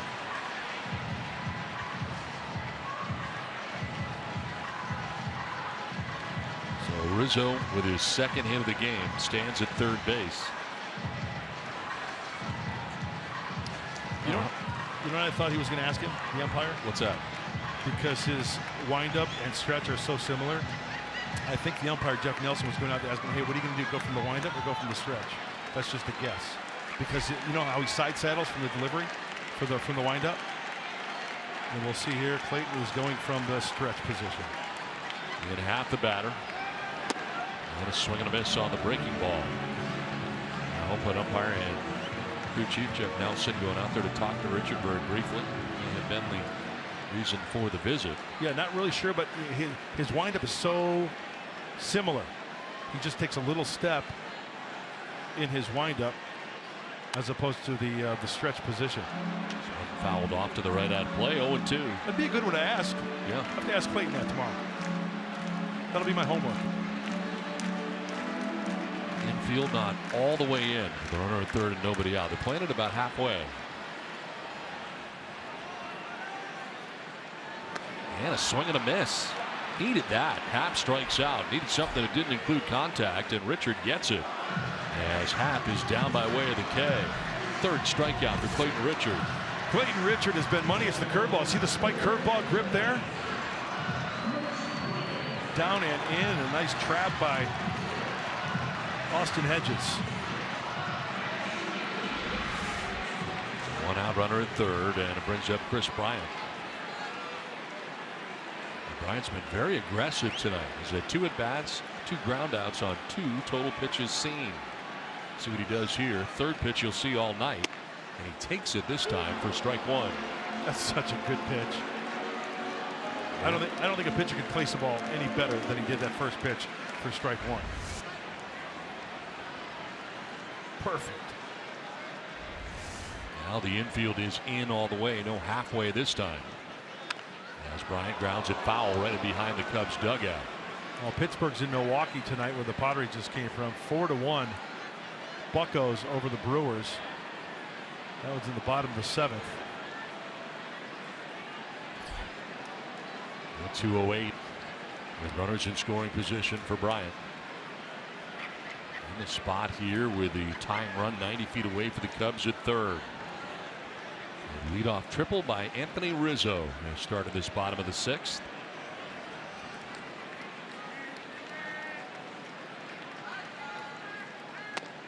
Spinning out of the way there is Bryant on a pitch in.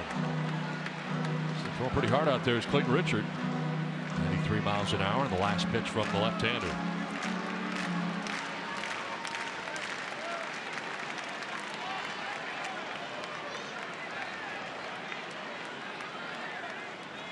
Bryant taking a close pitch for ball 2. How do you take that? That's a tough take right there.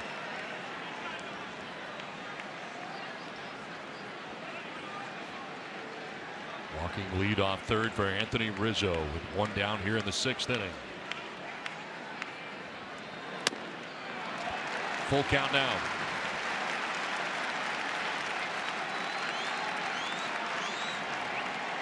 Hey, not the worst thing if you walk him here, right? Now you got Wilson Contreras waiting on deck for the Cubs. He's hit the ball on the ground twice. Contreras has, one being a double play. And grounds it foul right in behind third and behind Rizzo.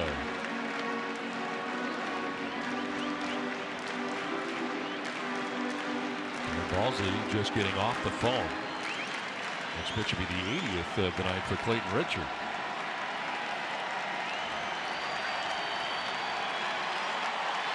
Good battle going on right now. Richard against Bryant with Rizzo at third, and the pitch. Line to center field, coming in is Caesar to make the catch. Tagging is Rizzo. Here comes the throw. It's going to be close, and he will be out after Hedges holds on to the baseball. Austin Hedges is slow to get up, but he holds on to the baseball as Matt Caesar throws out Anthony Rizzo, and the Padres continue with the lead. Thanks to the throw and thanks to Austin Hedges holding on to that baseball in the collision with big Anthony Rizzo bearing down on him. Padres have a 1-run lead.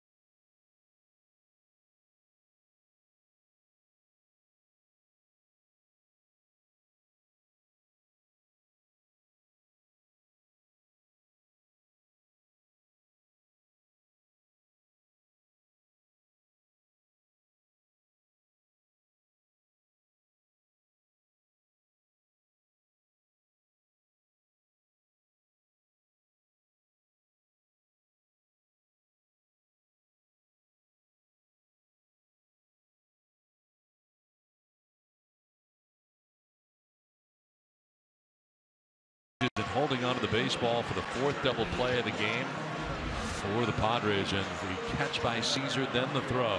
Great concentration on the part of Austin Hedges off the mound and the short hop. Okay, now here's what I got an issue with. I've got an issue with Anthony Rizzo. Austin Hedges created a lane. See the lane right here? He created a lane. Rizzo goes for Hedges because look where contact's on the inside part of fair territory. I got him going after it, right? This gives a perfect. See the lane he's created here? But yet Rizzo's going for Hedges. I got dirty right there. Yeah, he is not going for the No, play. he's not. Legs are going towards Hedges. He's creating the lane for him. Rizzo should take it that way. He went for Austin Hedges. Knees first, not cool. I don't think that's cool at all.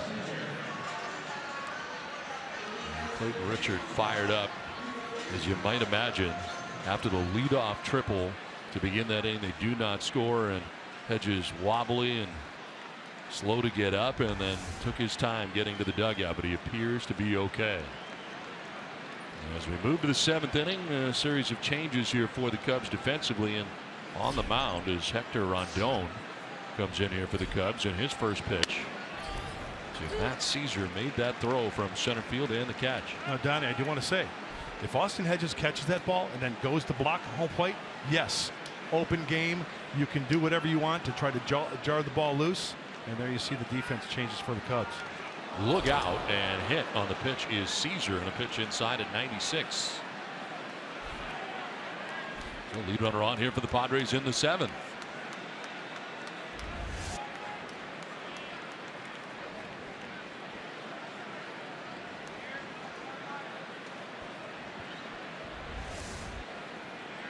that just made things a little bit more interesting. You think that was on purpose? No, I don't think there was any intent there. I'm just saying it just makes things a little interesting about what we just saw last half inning and there. Do you think there is a correlation between the two? I think what we just saw, the two events, may lead to something. Like I said, I don't think there was intent there to Matt Caesar, but with what happened last half inning and that just happening to hit Caesar, just a thought. You will see Matt Caesar aboard on the hit by pitch, and I think here's Clayton Richard for himself. 0 for 2 in the game. He has struck out and grounded out. Because I think the last thing that Rondon wants to do is put a runner on base.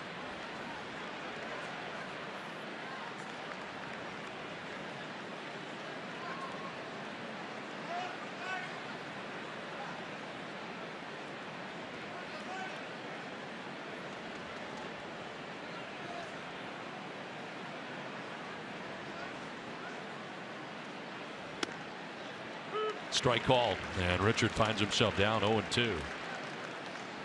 So with all these changes, the pitcher now batting in the 5th spot of the order. Kyle Schwarber coming out of the game. And Addison Russell now bat 8th where John Lester was. Part of the double switch here for Joe Madden.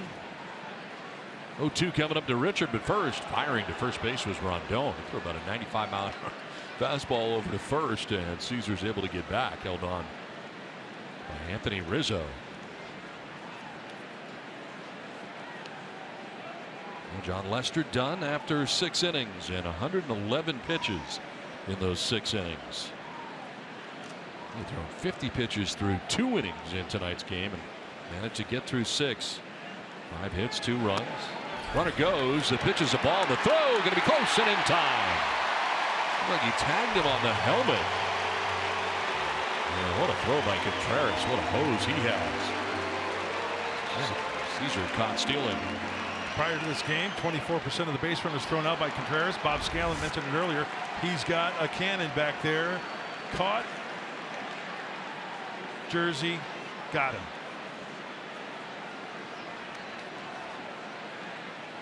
Caesar trying to slide to the outfield side of the bag at second, right on the back. No challenge from the Padres. Contreras fired up. One down here in the 7th after the hit batter. And Richard will take ball 2, 2-2.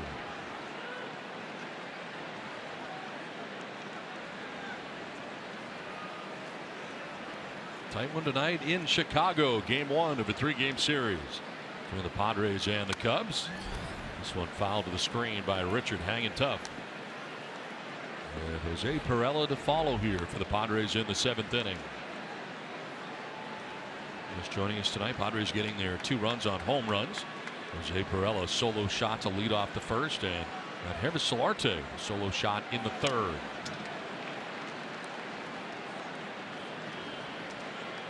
$40,802 on hand here tonight. Looks like Luis Torrens is going to be coming into this game, so perhaps Austin is not okay. That hurts. Down and in, full count. Was pretty wobbly after taking that hit. Well, yeah, when you got a guy coming in who's knees first, 6'5", knees first, yep, going at a good clip.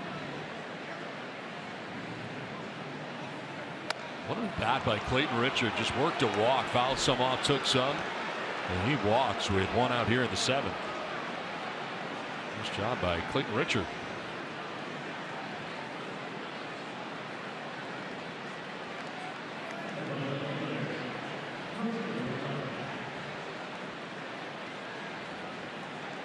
Now 1 on, and Jose Perella 1 for 3, a home run in the 1st. Struck out in the 3rd, flied out to right in the 5th inning.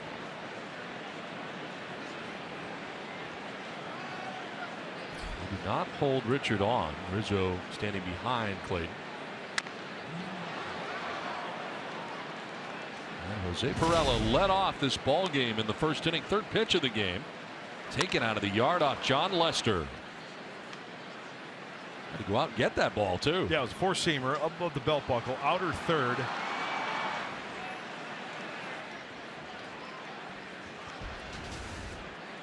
Padres off to a good start. High ball fouled off to the right, out of play.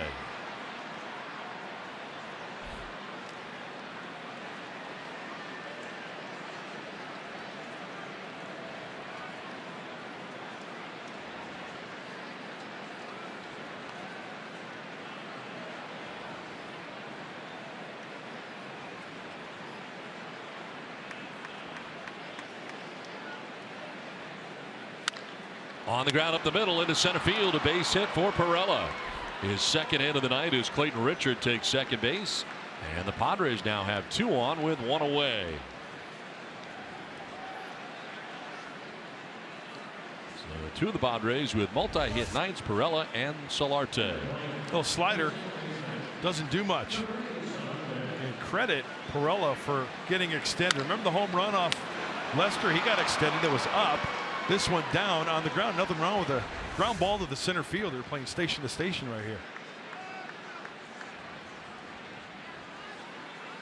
So 2 on, 1 away, and brings up Yangervis Solarte. Mentioned a multi-hit night for Yangervis. He struck out, homered, and doubled. And a big cut there on the first pitch. Going throwing hard, 96 miles an hour for the right-hander. Yangervis with runners in scoring positions had a very good year in that category. 385 average, 3 homers, 32 runs batted in for Yangervis.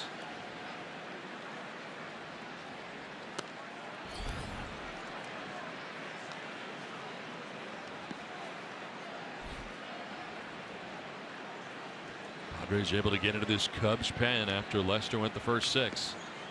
Now trying to get to Rondon here in the 7th.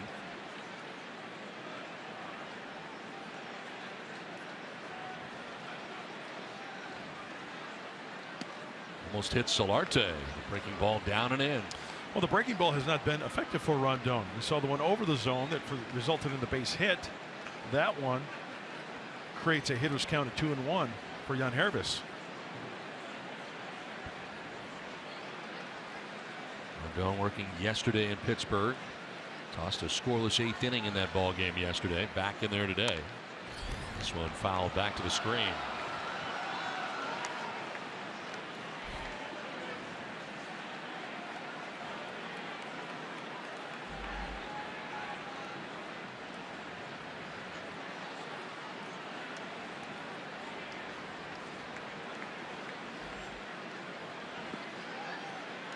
Richard at second base. Pirela at first. And a foul off to the left, out of play.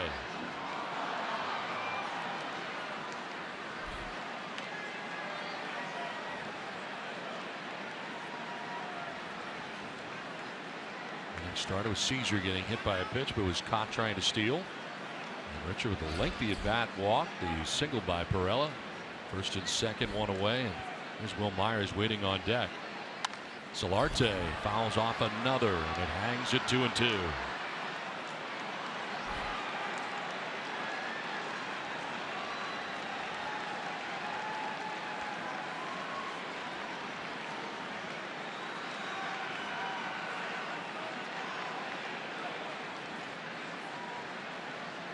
There's a fouled off 8 pitches in this inning. And a swing and a miss, elevated at 97, and Solarte late on the cut. It's a big strikeout, and out number 2 of the 7th inning. Yeah, I think Yangervis was guessing something there. Not the hack we usually see from him. Set up away, wants it down and away. Boy, all arms, all upper body. I'm guessing he's anticipating something down and in. It turned out to not be a strike. Spazio, pitching coach, headed out there as they get ready to deal with Will Myers. Myers 0 for 3 in the ball game tonight. And Spazio coming out there to talk to Hector Rondon. This copyrighted telecast is presented by the authority of the San Diego Padres and may not be reproduced, retransmitted in any form. The accounts and descriptions of this game may not be disseminated without the express written consent of the San Diego Padres.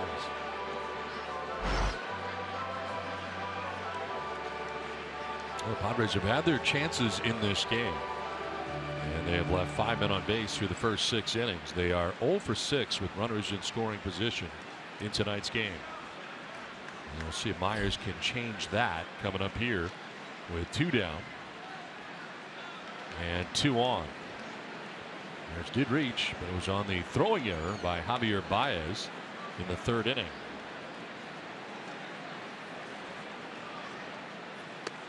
Myers will take strike 1. I think, well, there's no visit from the catcher. Almost looked like he kind of got crossed up on that, the way he caught that ball. Usually if a guy gets crossed up, they're going to have a visit, not the case.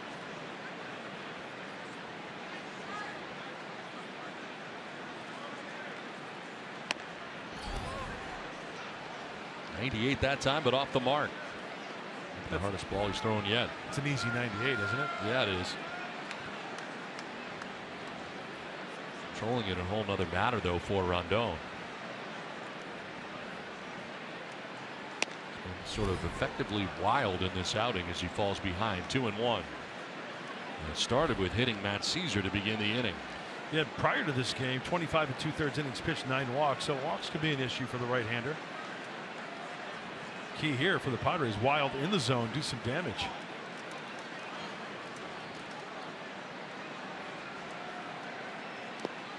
In the dirt and nicely blocked by Contreras. Well, 2-1 slider to go to 3-1. Hasn't had a lot of success with that slider.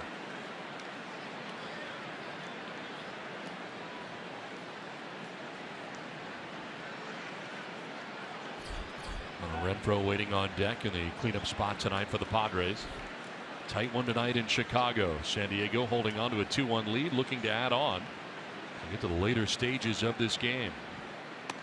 And Myers will take the walk, and that'll load him up. Second walk of the inning allowed by Rondon.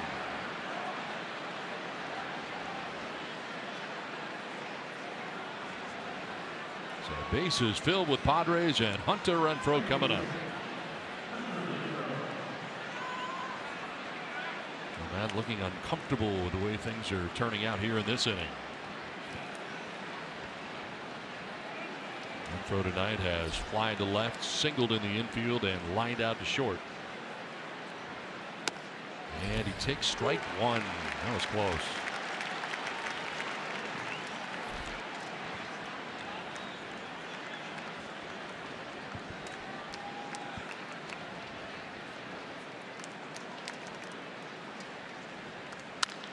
In the air to center field. Almora Jr. going back.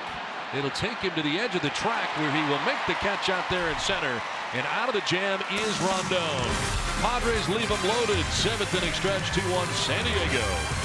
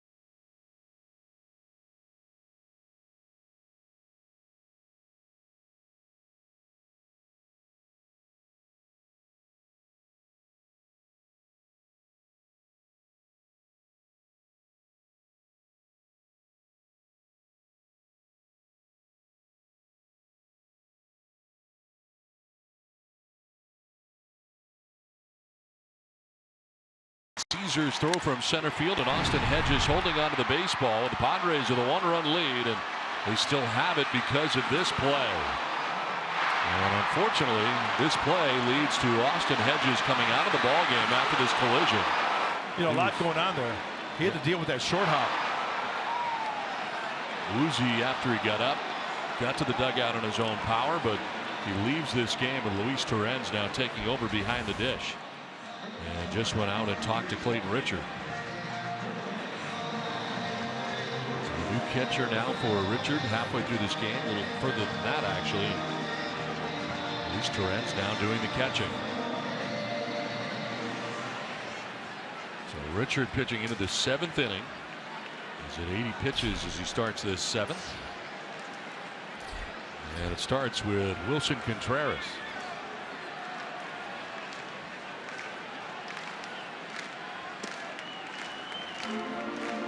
I know a lot of people are probably asking the question, what does that do for a pitcher's psyche when you have a new catcher like Luis Torrens replacing Austin Hedges? Well, if both are on the same page and Luis Torrens knows the scouting report like he does, he's paying attention to the game, Clayton Richard should have no problem.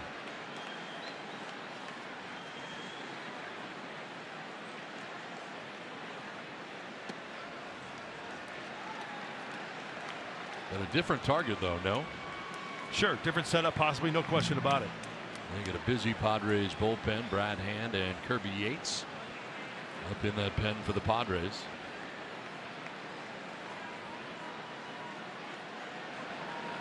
Swing and a miss for Wilson Contreras on the changeup.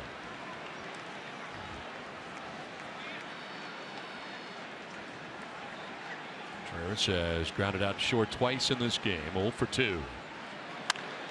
Fly ball right field. Renfroe going back and looking up, it's gone. Wilson Contreras opposite field shot ties this game 2-2. His 6th home run of the year. Into the bleachers in right field to tie it up.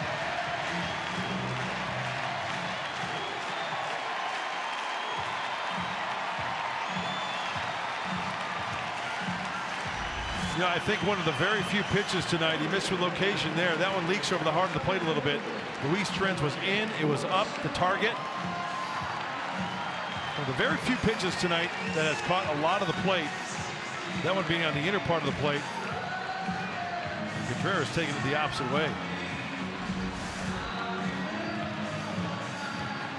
So the home run ties it up 2-2 as Torrens goes out to talk to Richard here in preparation for the pinch hitter.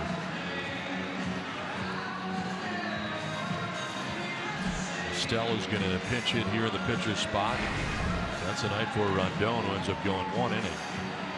Tommy Stella with a .290 average, a home run, and 2 runs batted in.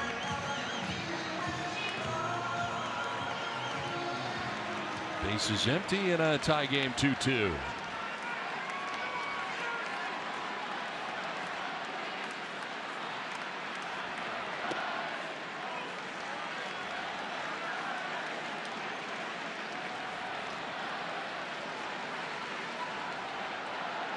Richard pitching here into the 7th has relinquished the lead. Grounder softly foul outside of first. I think Clayton Richard would be the first one to say, and I know there's going to be a question after the game, hey, what's the difference between Austin Hedges catching 6 innings? Now you've got Luis Torrens behind the plate. And you'll be the first to say, you know what, I've got to make good quality pitches. Luis Torrens knows the scouting report. He knows how we're going to set up these hitters very diligently with Darren Balsley and the pitching staff before every game. They know the scouting report. He's got it on his wrist. He's watching it between innings. And Clayton Richard probably say, you know what, I need to make quality pitches. Ibar rounds in behind it. The throw is in time. Nice play by the veteran shortstop. First out of the inning. MLB.com at bat is your #1 mobile app for live Padres baseball. Stay connected with a fully customizable experience. Get Padres home screen icons and app features, as well as game day, live game video highlights, radio broadcasts, StatCast news, and more. Download MLB.com at bat today. Well, looks like it's going to be it for Clayton Richard, as out there is Andy Green. And so far, he has not taken the baseball. So, well, now he has. He's got the baseball, but he's not made the move. Now he has. That is it for Clayton Richard. Done after 6 1/3. He'll leave in a tie game, 2-2.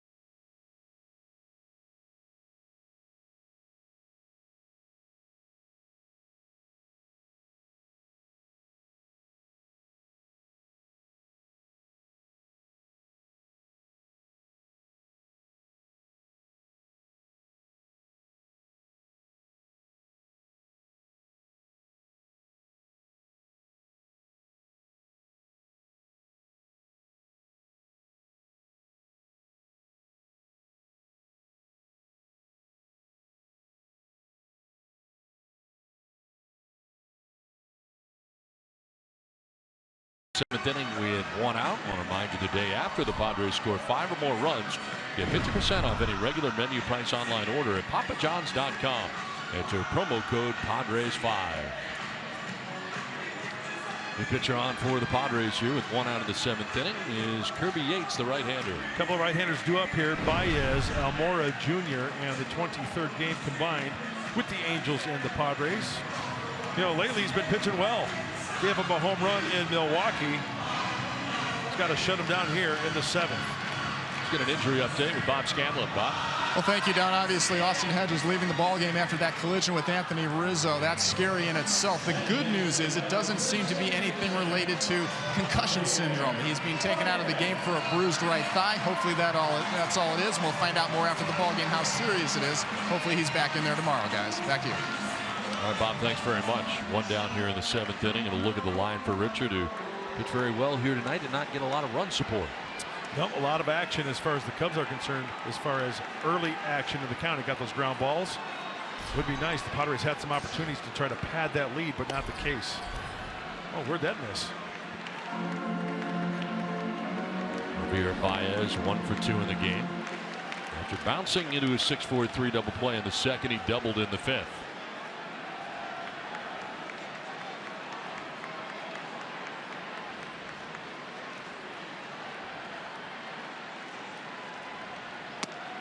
Big cut right there on a 95-mile-an-hour fastball. Couldn't catch up.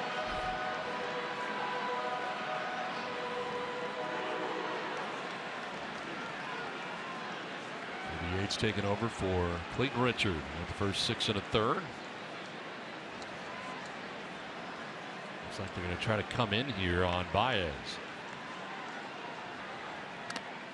And he fouls it straight back to the bricks. Yeah, he missed. He wanted that one in. That one caught a lot of the plate.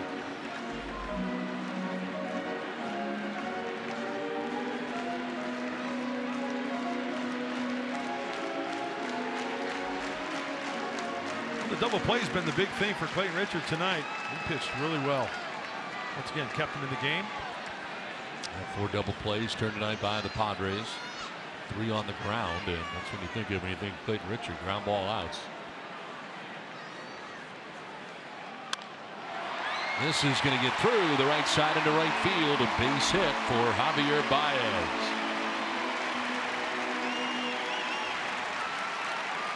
Not hit hard, but well placed through that right side. Shifting over towards the left side, pull side. Solarte way over towards the second base bag. This is actually a mistake. This is a big swing cued off the end of the bat.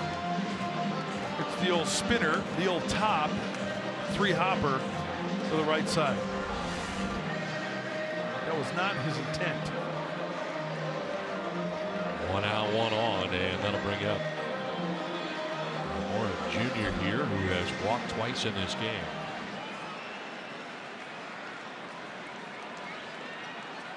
Both times against Clayton Richard, of course. First time he's faced Kirby Yates in this game.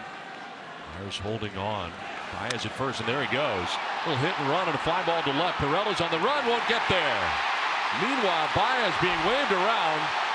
He will score, and standing at second base is Almora Jr., and the Cubs take a 3-2 lead.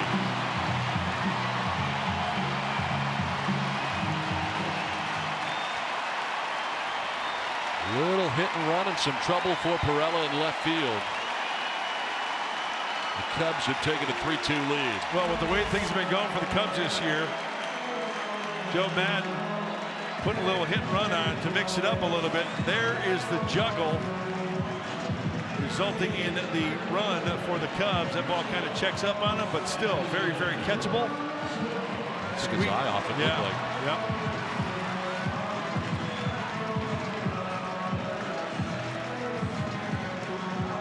Gary Jones waves him home after he sees daylight between that glove from Perella and the ball getting away from him. So it is a double for Almora Jr.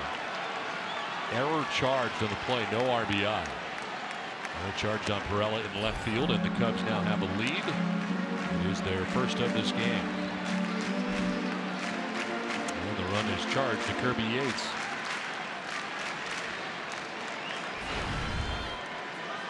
Addison Russell batting for the first time, took over as part of a double switch at shortstop. A .220 average in 61 games on the year for Chicago. And a ground ball to third as Darno looks the runner back at second and throws out Russell at first base for the second out of this bottom of the 7th inning.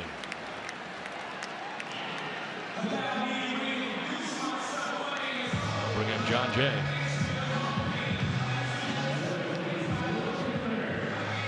1 for 2 in the game, batting out of the number 9 spot for Joe Madden.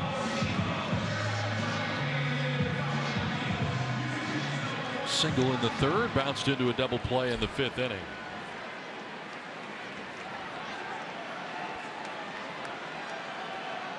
.278 in this spot.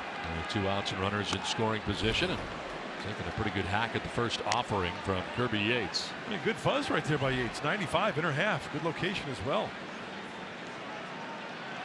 Tough out right here. John Jay makes contact, a lot of foul balls. We got Almora at second base with 2 down in the inning, a run already in. And a swing and a miss as Jay down 0-2. When you look at the outfield for San Diego, swung over to the left side because they're literally right fielder and center fielder playing almost like playing the gaps almost.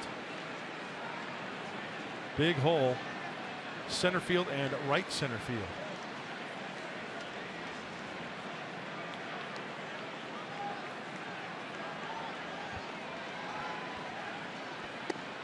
Jay takes a very close pitch. Tough to take with 2 strikes right there, but he did. Yeah, that pitch caught the plate, I thought. Pretty good pitch. Oh, that's plenty of the plate. Yeah, down the middle doesn't count? Apparently not.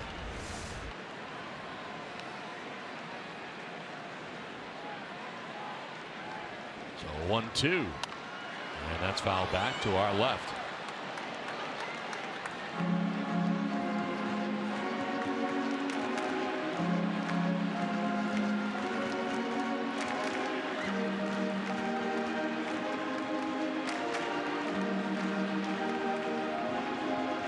With leads of 1-0, 2-1, now trail 3-2. There's Anthony Rizzo. A couple of hits in the ball game tonight, a sac fly.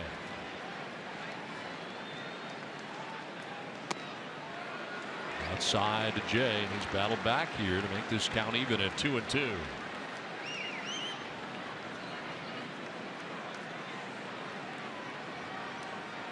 Padres have relinquished the lead here for the first time tonight in the last of the 7th inning, and not out of it yet.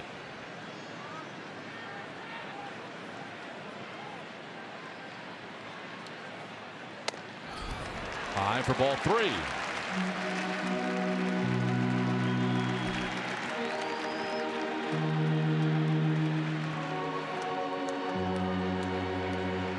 all started with a home run by Wilson Contreras.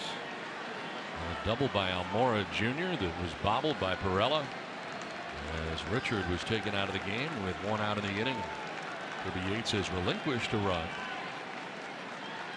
Payoff pitch, and it's line foul.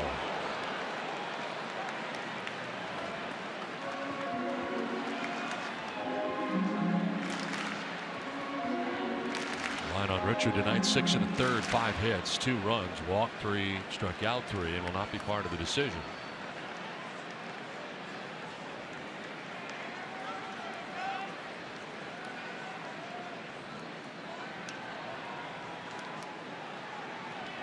Richard came into this inning with the lead, but that leadoff home run by Contreras. Would face one more batter before leaving. Now the Cubs on top 3-2.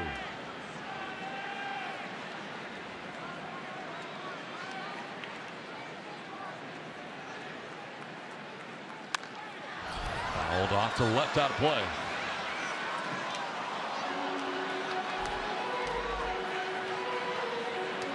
And the battle continues. Ortega down 0-2. Worked it full and fouled some off. He's a pest. And the former Padre digging in on the left side. Almora Jr. with that lead again out there at second base. 9th pitch of the at-bat coming up to John Jay. And did he go? No. Check with Laz Diaz. Said he didn't offer. That's ball 4. That's a walk. A lot of hard work there for John Jay. And it puts 2 on for the Cubs and sends Andy Green to the mound. And Anthony Rizzo coming up. And a new pitcher coming in for the Padres, who now trail 3-2 with a pitching change from Wrigley Field in Chicago.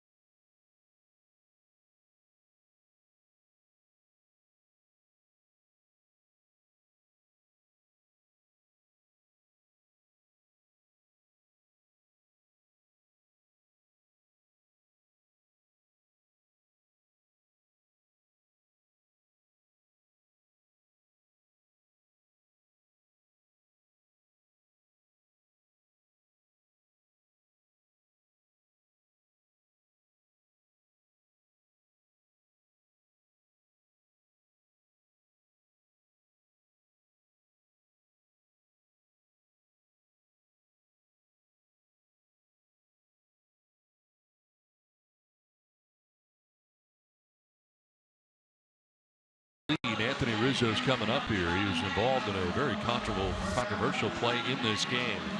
He's kind of playing this off to the side, and giving him room to slide in was Hedges, and Rizzo coming in knees first to blow him up, really. And somehow Austin Hedges held on to the baseball. It appeared to be a cheap slide here by Anthony Rizzo earlier in this game.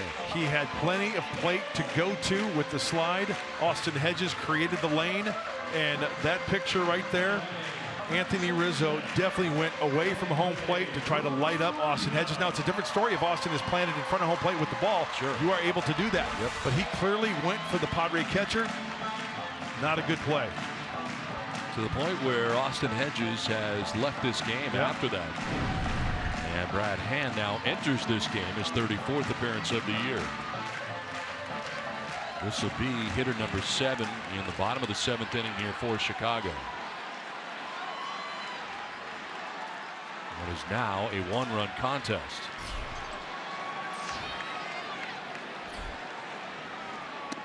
And Rizzo will take strike 1. 2 hits in this game, a bunt single in the first, and a triple in the 6th inning. Good breaking ball. Very good breaking ball. Sharp. The Brad Hand breaking ball that we know and love.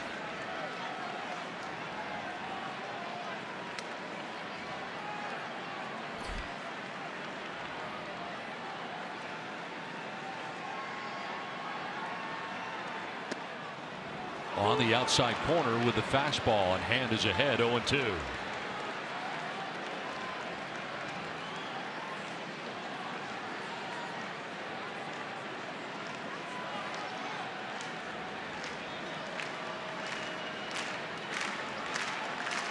DH responsible for the 2-man on. Almora Jr. at second. Jay at first.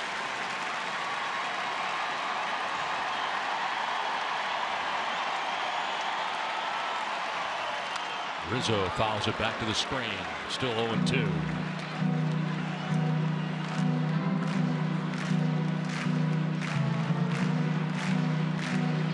Caesar, the center fielder, over towards left center. One of a gap out in right center field. But Renfroe's well off the line in right too. And really playing for Rizzo to go the other way.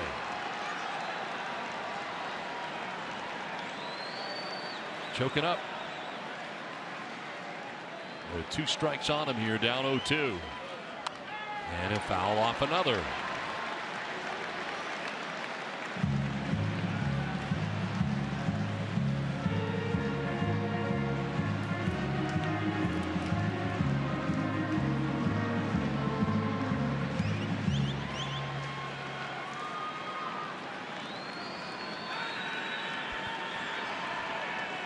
Second, Jay at first, 2 down. 2 runs in here for Chicago. I'm not throwing a strike here. Something out of the zone. Up, fastball up, possibly. Rizzo fouls off another.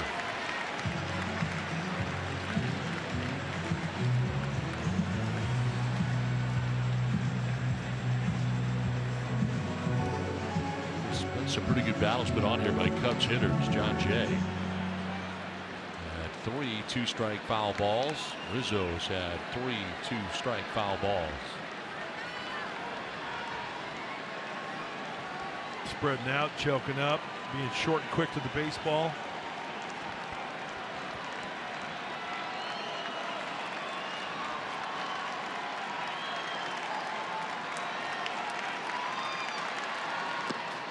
Goes away, and Rizzo almost went after that. He did hold up. Hey, nice job by Luis Torrens.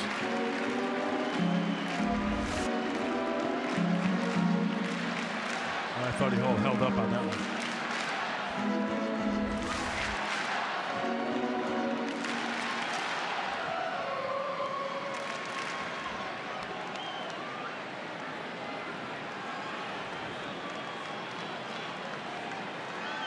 There's at first and second, 2 down. Lengthy inning for Padres pitching here, trying to get out of this with a 1-run deficit. Rizzo reaches out, pops it up, sending Ibar to short center. Now the shortstop gives way to Matt Caesar, the center fielder. It ends the inning, a 2-run inning for the Cubs, who now lead at 3-2.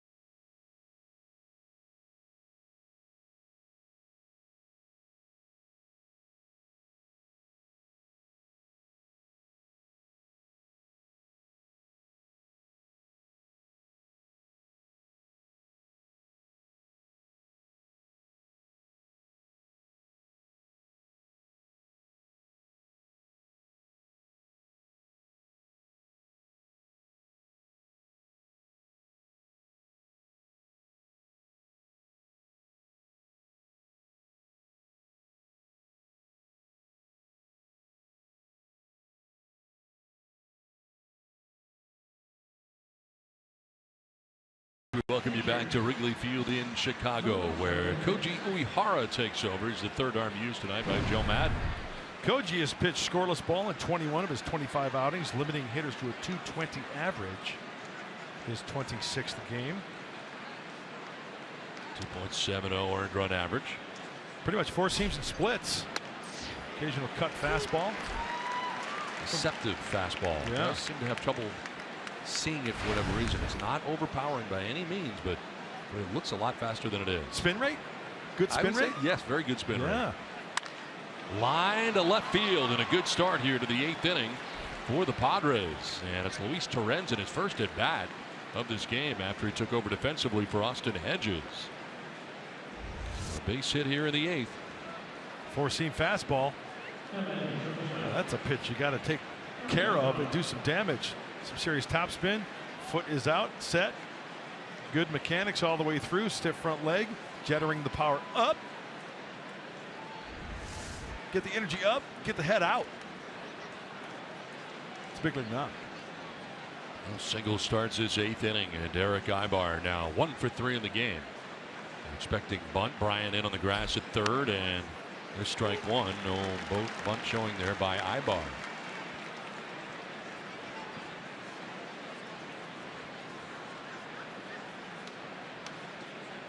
Ibar 1 for 3 in the game. A single back in the 2nd inning.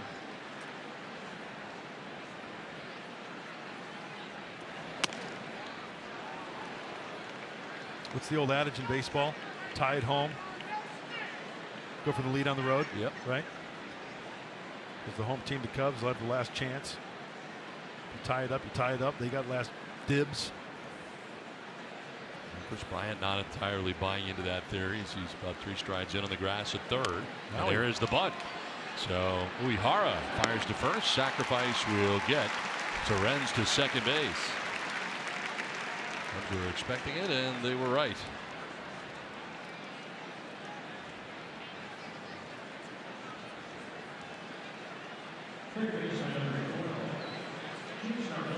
Chase Darno coming up. 0 for 3 in the game, getting the start at third base tonight for the Padres. He was flied out to center, struck out swinging, and popped out to third.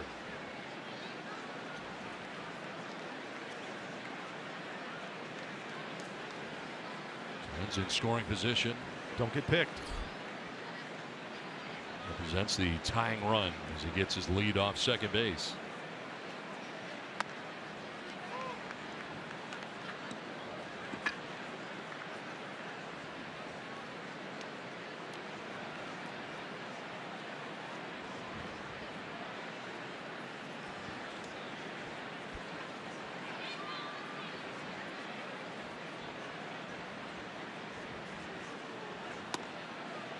Just outside, 2-0.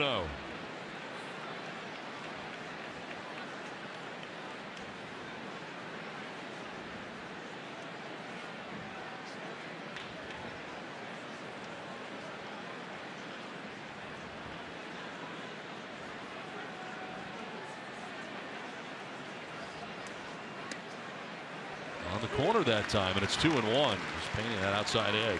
Yeah, the corner of Sheffield and Addison. I think you got a call there. The last team to score off Koji Uehara, your San Diego Padres, May the 31st. Well, that's a strike. That's a strike. I stand corrected. I'll admit when I'm wrong. Fly ball center field. Incoming is Almora, and he makes the catch for out number 2.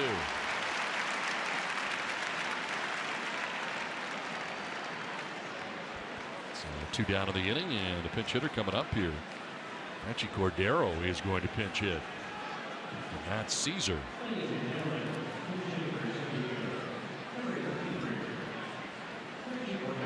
So 2 down. Torrens at second, representing the tying run. And here is Franchy Cordero at 294. 3 homers and 9 runs batted in. Franchy was 0 for 4 yesterday and 1 for 12 in that series against Milwaukee. Struck out 7 of the 12 plate appearances that he had in that series against the Brewers.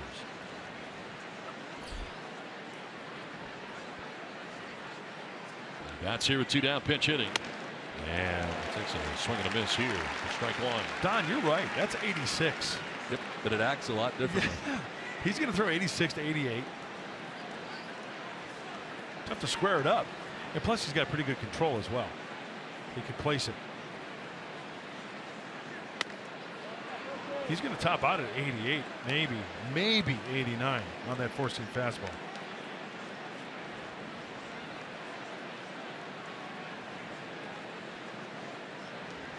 Walking lead off second for Torrens. Uehara looks at him. And a check swing. Did he go? No. Check with Linus Diaz, third base umpire.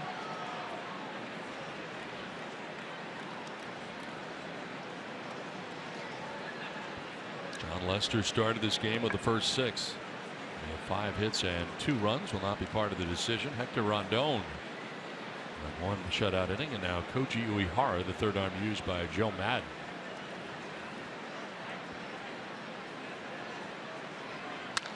On the ground to second base, to the backhand. Baez, his throw in time, inning over.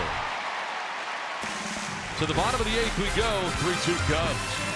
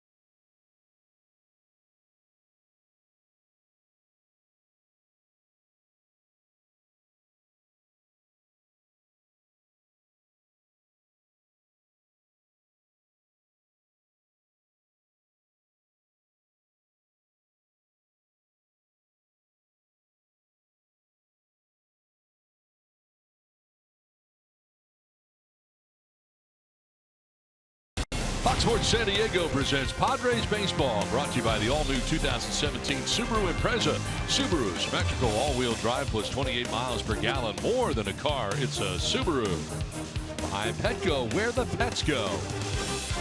And by Jack in the Box. Come try the new sweet or spicy barbecue bacon cheeseburger and chicken sandwich, limited time only.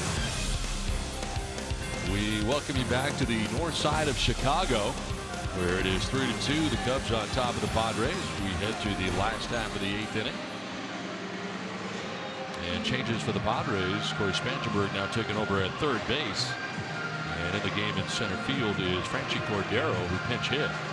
Spangenberg was going to pinch hit for the pitcher, and Phil Maton, he's the new pitcher for the Padres here at the bottom of the 8th. Oh, very impressive in his outing in Milwaukee, creating a save for the young right-hander. We talked about spin rate, and Phil Maton is one of those guys who's got a high spin rate on the fastball. His 5th game. Very impressed with the youngster. His poise on the mound.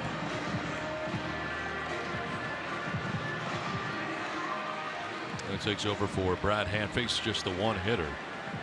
Coming in to get Anthony Rizzo to end the 7th inning. And now Happ leading it off here for the Cubs.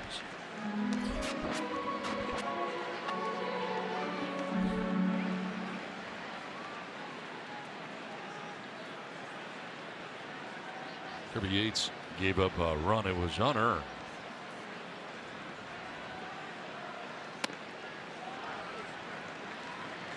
Happ, Bryant, and Contreras scheduled to bat here in the inning.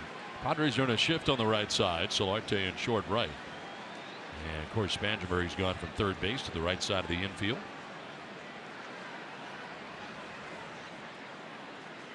(2-0). And that's a strike. 2-1. 95 from Maton. We like what we saw from Maton in spring training, and he has really done well here since joining the Padres from El Paso. It was great. Got the save on Saturday. Came in to get 2 outs.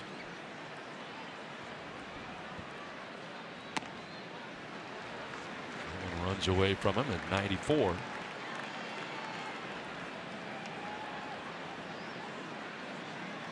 He seems to be the type of kid that doesn't get too excited, or he doesn't get too low. Even keel.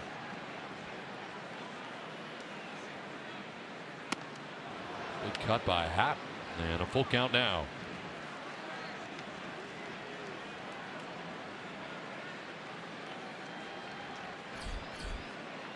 Chris Bryant waiting on deck. He's had a quiet night at the plate. And then Wilson Contreras scheduled to bat in the inning.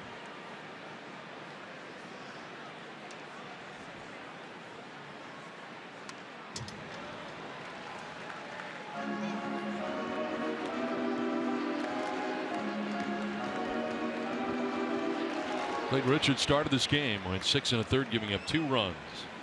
Not part of the decision here tonight in Chicago.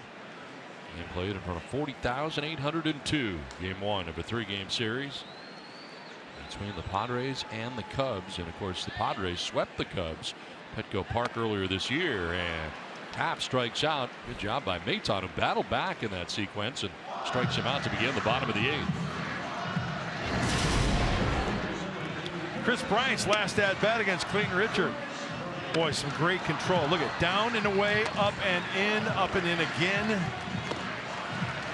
Where did that one miss? Didn't get the call, but you could see the MO of Clayton Richard using all quadrants of the strike zone. Bryant goes down to get that one. Nice job by Caesar catching and throwing it to home plate to get Rizzo. That was a huge situation. Huge time of this ball game. Bryant thought about it, does not swing, and takes ball 1.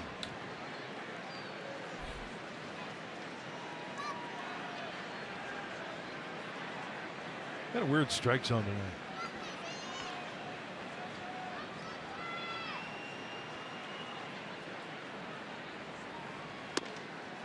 Strike this time, though, on the outside corner. Should be 0-2.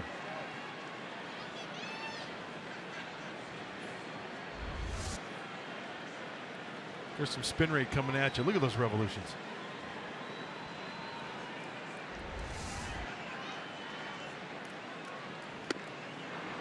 That fool Bryant badly. 1-2. Slider.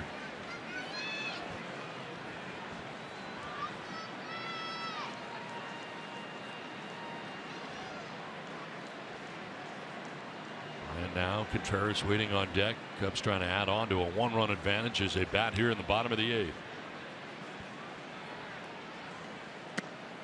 And the strike 3 call. Maton has struck out the first 2 Cubs he faces here in the 8th inning. 2 down. Struck him out twice. The first pitch of the at bat was a strike, but called a ball. And any way you look at it, big out for Phil Maton. This kid doesn't get scared off. So let's go back to the first pitch. Called a ball at 95. Okay, no problem. It's time to bounce back. Let's go to the other side of the dish. 94. And he puts a little wrinkle into that one. 95. Frozen pizza right on the inside corner. 2 down. Wilson Contreras will look at ball 1. Nice job of going in and out there to Chris Bryant.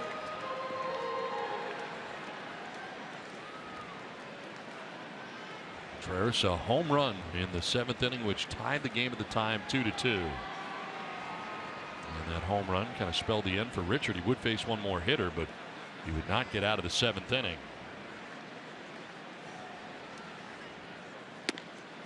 Big cut there, almost fell down. 1-1.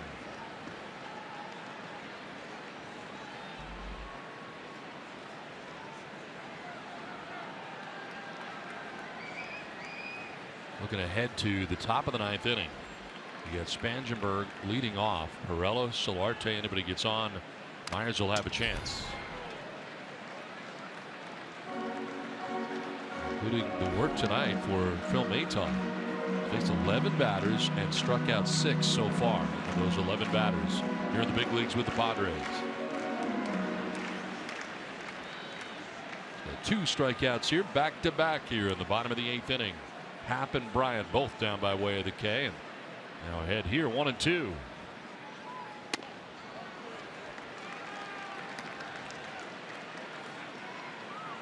You're right though, it never looks rattled. No. He's got ice in his veins when he's out there on the hill.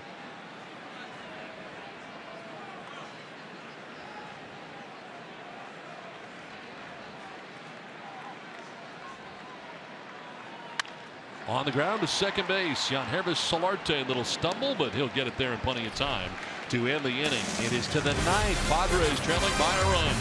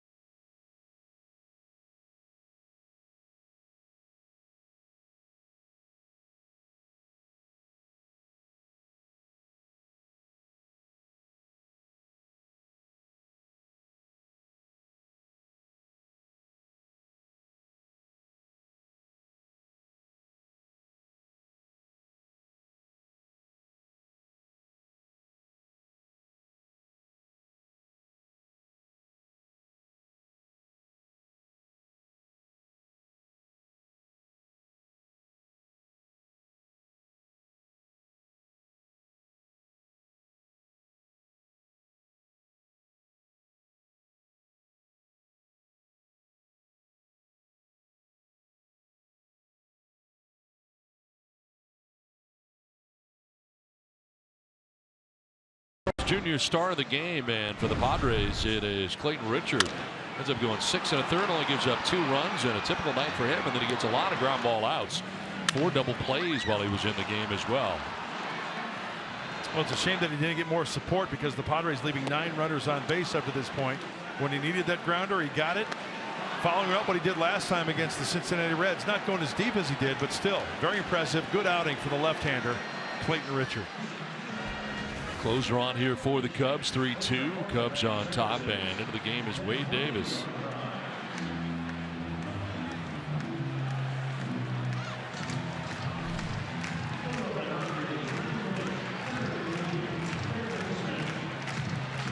A big crowd tonight in Chicago, 40,802.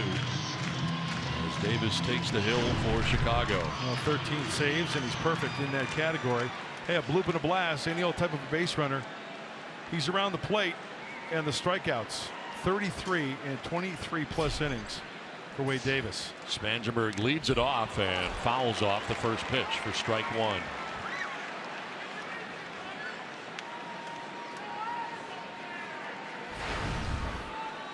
.269, 4 homers, 12 runs batted in. Took over defensively last inning at third base, bats for the first time.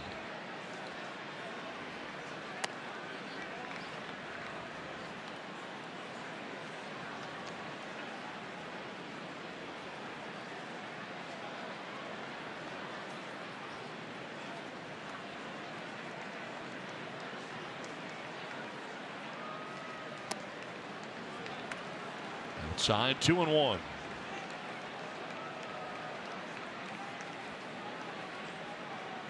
Padres left Luis Torrens at second base in the 8th inning, and 1 out and a runner at second.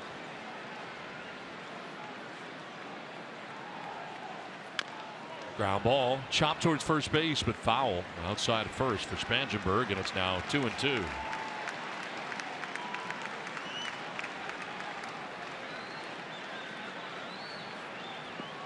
Wade Davis was with the Kansas City Royals. 27 saves a year ago for Kansas City.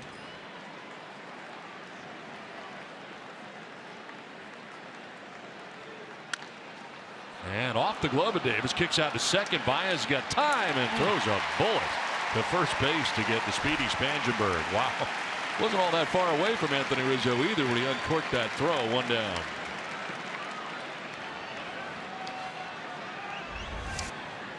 Well, we're with you tomorrow for game 2 of this series. It'll be Jhoulys Chacín, 6-5.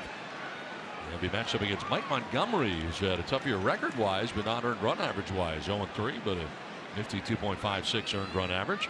Padres and Cubs in the middle game of the 3-game series. Get you started. First pitch 5 p.m. on Fox Sports San Diego. We talk about ERAs, we talk about win-loss records. You're right, 2.56, but no support from this Cubs team. Oh, really? And hit. Really? Is Jose Perella.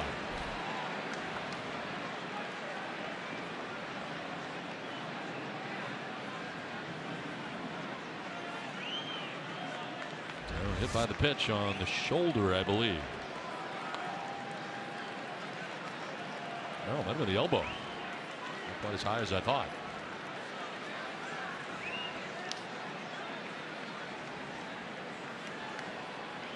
So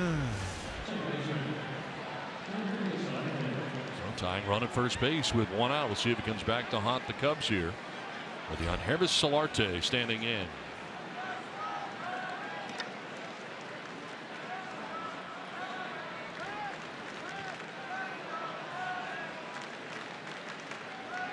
Solarte had something in his eye there, or timeout, backed out, now climbing back in. Lead for Perella at first with 1 away.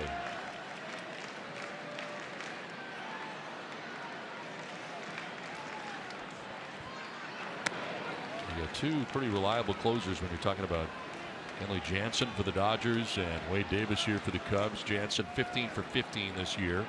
Davis 13 for 13. Only guys in Major League Baseball with 10 saves or more and no blown saves this year. And 1 out, Perella at first base, and a 1-0 pitch. It's a strike, and it's 1-1. And Solarte, my goodness, didn't like it. And you can see why.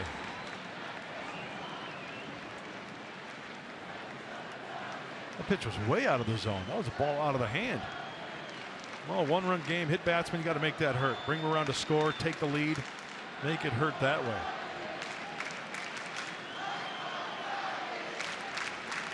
Cubs playing very deeply defensively in the outfield. And that no doubles defense here. Foul back, and it's 1-2. And you know, when you throw out there and you get that called strike, you got to offer it that, right? That essentially takes the bat out of his hands. Not much Yangervis can do with that pitch. Until he's frustrated. And as you show the defense here, he's pitching him that way. Yeah, that's why they're playing him way over this way. They pitch him up and off the plate. That's where he's going to put that ball. And they are deep all the way around here on Solarte.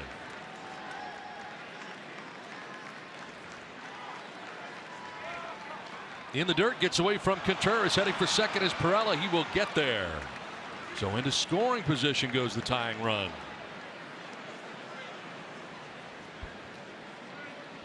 Well, the best a catcher can do is recognize the breaking ball in the dirt, get yourself in a good position. This ball checks up right off the left bicep. Nothing you can do there. He was in a good position. Sometimes the ball will just find its own way. Wild pitch charge to Wade Davis, has Perella at second base with 1 down.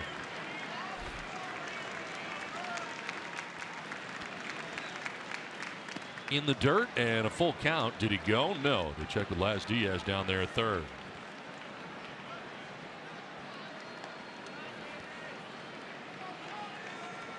Will Myers waiting on deck with 1 out here in the 9th. Myers has had a pretty quiet night. Perella the tying run at second base, 1 out in the 9th.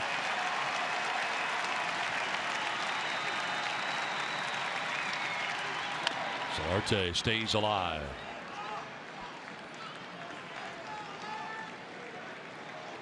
John Lester went 6 innings tonight, giving up the 2 runs the Padres have.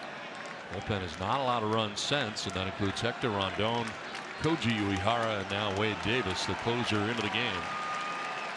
And shut down the Padres tonight in game 1.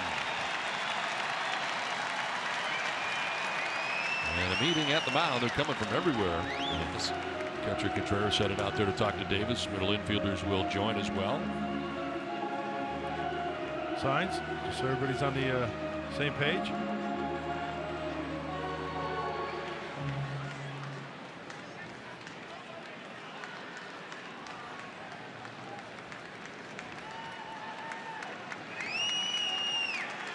Run at second, and Perella getting that lead. Solarte battling here. Payoff pitch. And it's down and in, ball 4, and Solarte will head down to first base. A walk here with 1 out in the inning. So 2 base runners for the Padres. One a hit batter, the other a base on balls. And up comes Will Myers here with a chance to do some damage. They've had their chances last 3 innings for San Diego. They've had 7 base runners, 3 walks, 2 hit by pitches, and 2 hits. But to this point, so far, no runs with all those opportunities. 2 on, 1 away. Myers 0 for 3 with a walk in this game. Has struck out twice.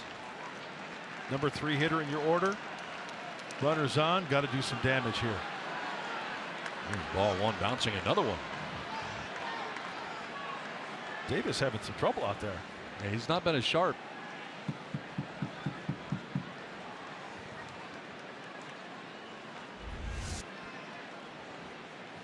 Slider. Yanked it. Good job by Contreras.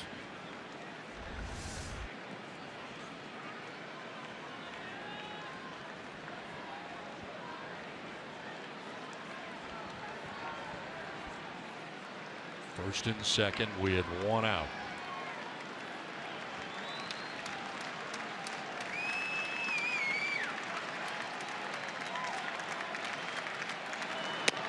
Myers takes the strike, and it's 1-1.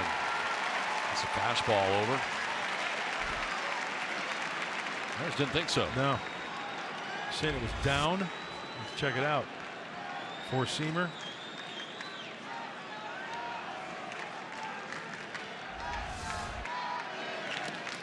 Check swing, that'll get away towards the dugout and off the front of it, and everybody's going to move up. So second and third now with 1 out. And bouncing a few has been Wade Davis. Contreras doing the best he can. And that one he kicks to his left. Things are getting interesting here. Another breaking ball. Contreras cannot smother it. They said no swing on that one. Does he go? Oh, I think they caught a big time break. Ooh, that's why Joe Maddon's so upset over there. He thought he went. Wow.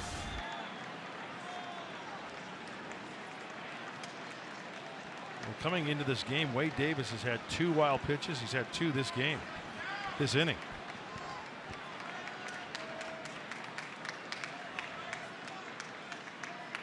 Of course, you cannot challenge a check swing. Non-reviewable as the catcher. Wilson Contreras going out to talk to Wade Davis. They've had a lot of conversations here in this inning. Things are heating up in Chicago right now for the Padres.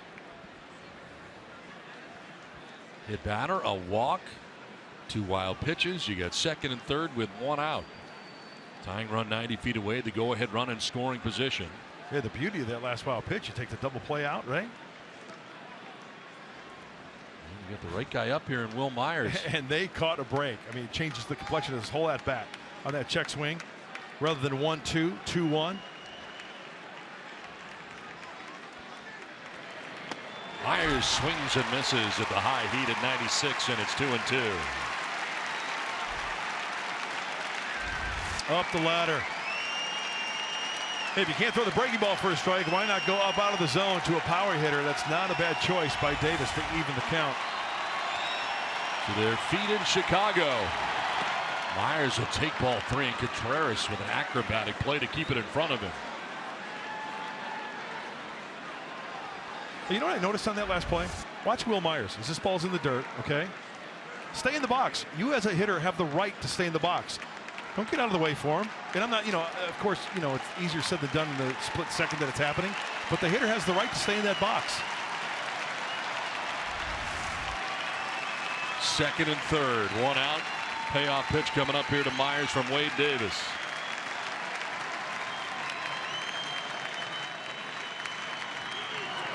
Myers strikes out. It just kept going up the ladder, and that time at 97, he was coming out of his shoes to take a hack at that, and he strikes out. That's a huge out. 2 down.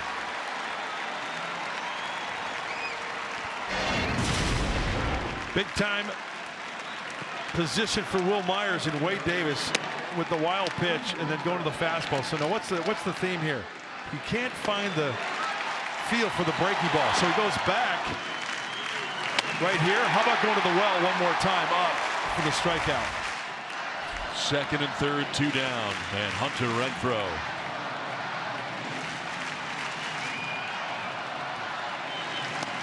Renfroe will take ball 1. Field straight away on the power hitting right fielder for the Padres. Going back to last year, Wade Davis has converted 19 straight save opportunities. Last Blues save September 2nd against the Tigers. That's strike 1, 1-1.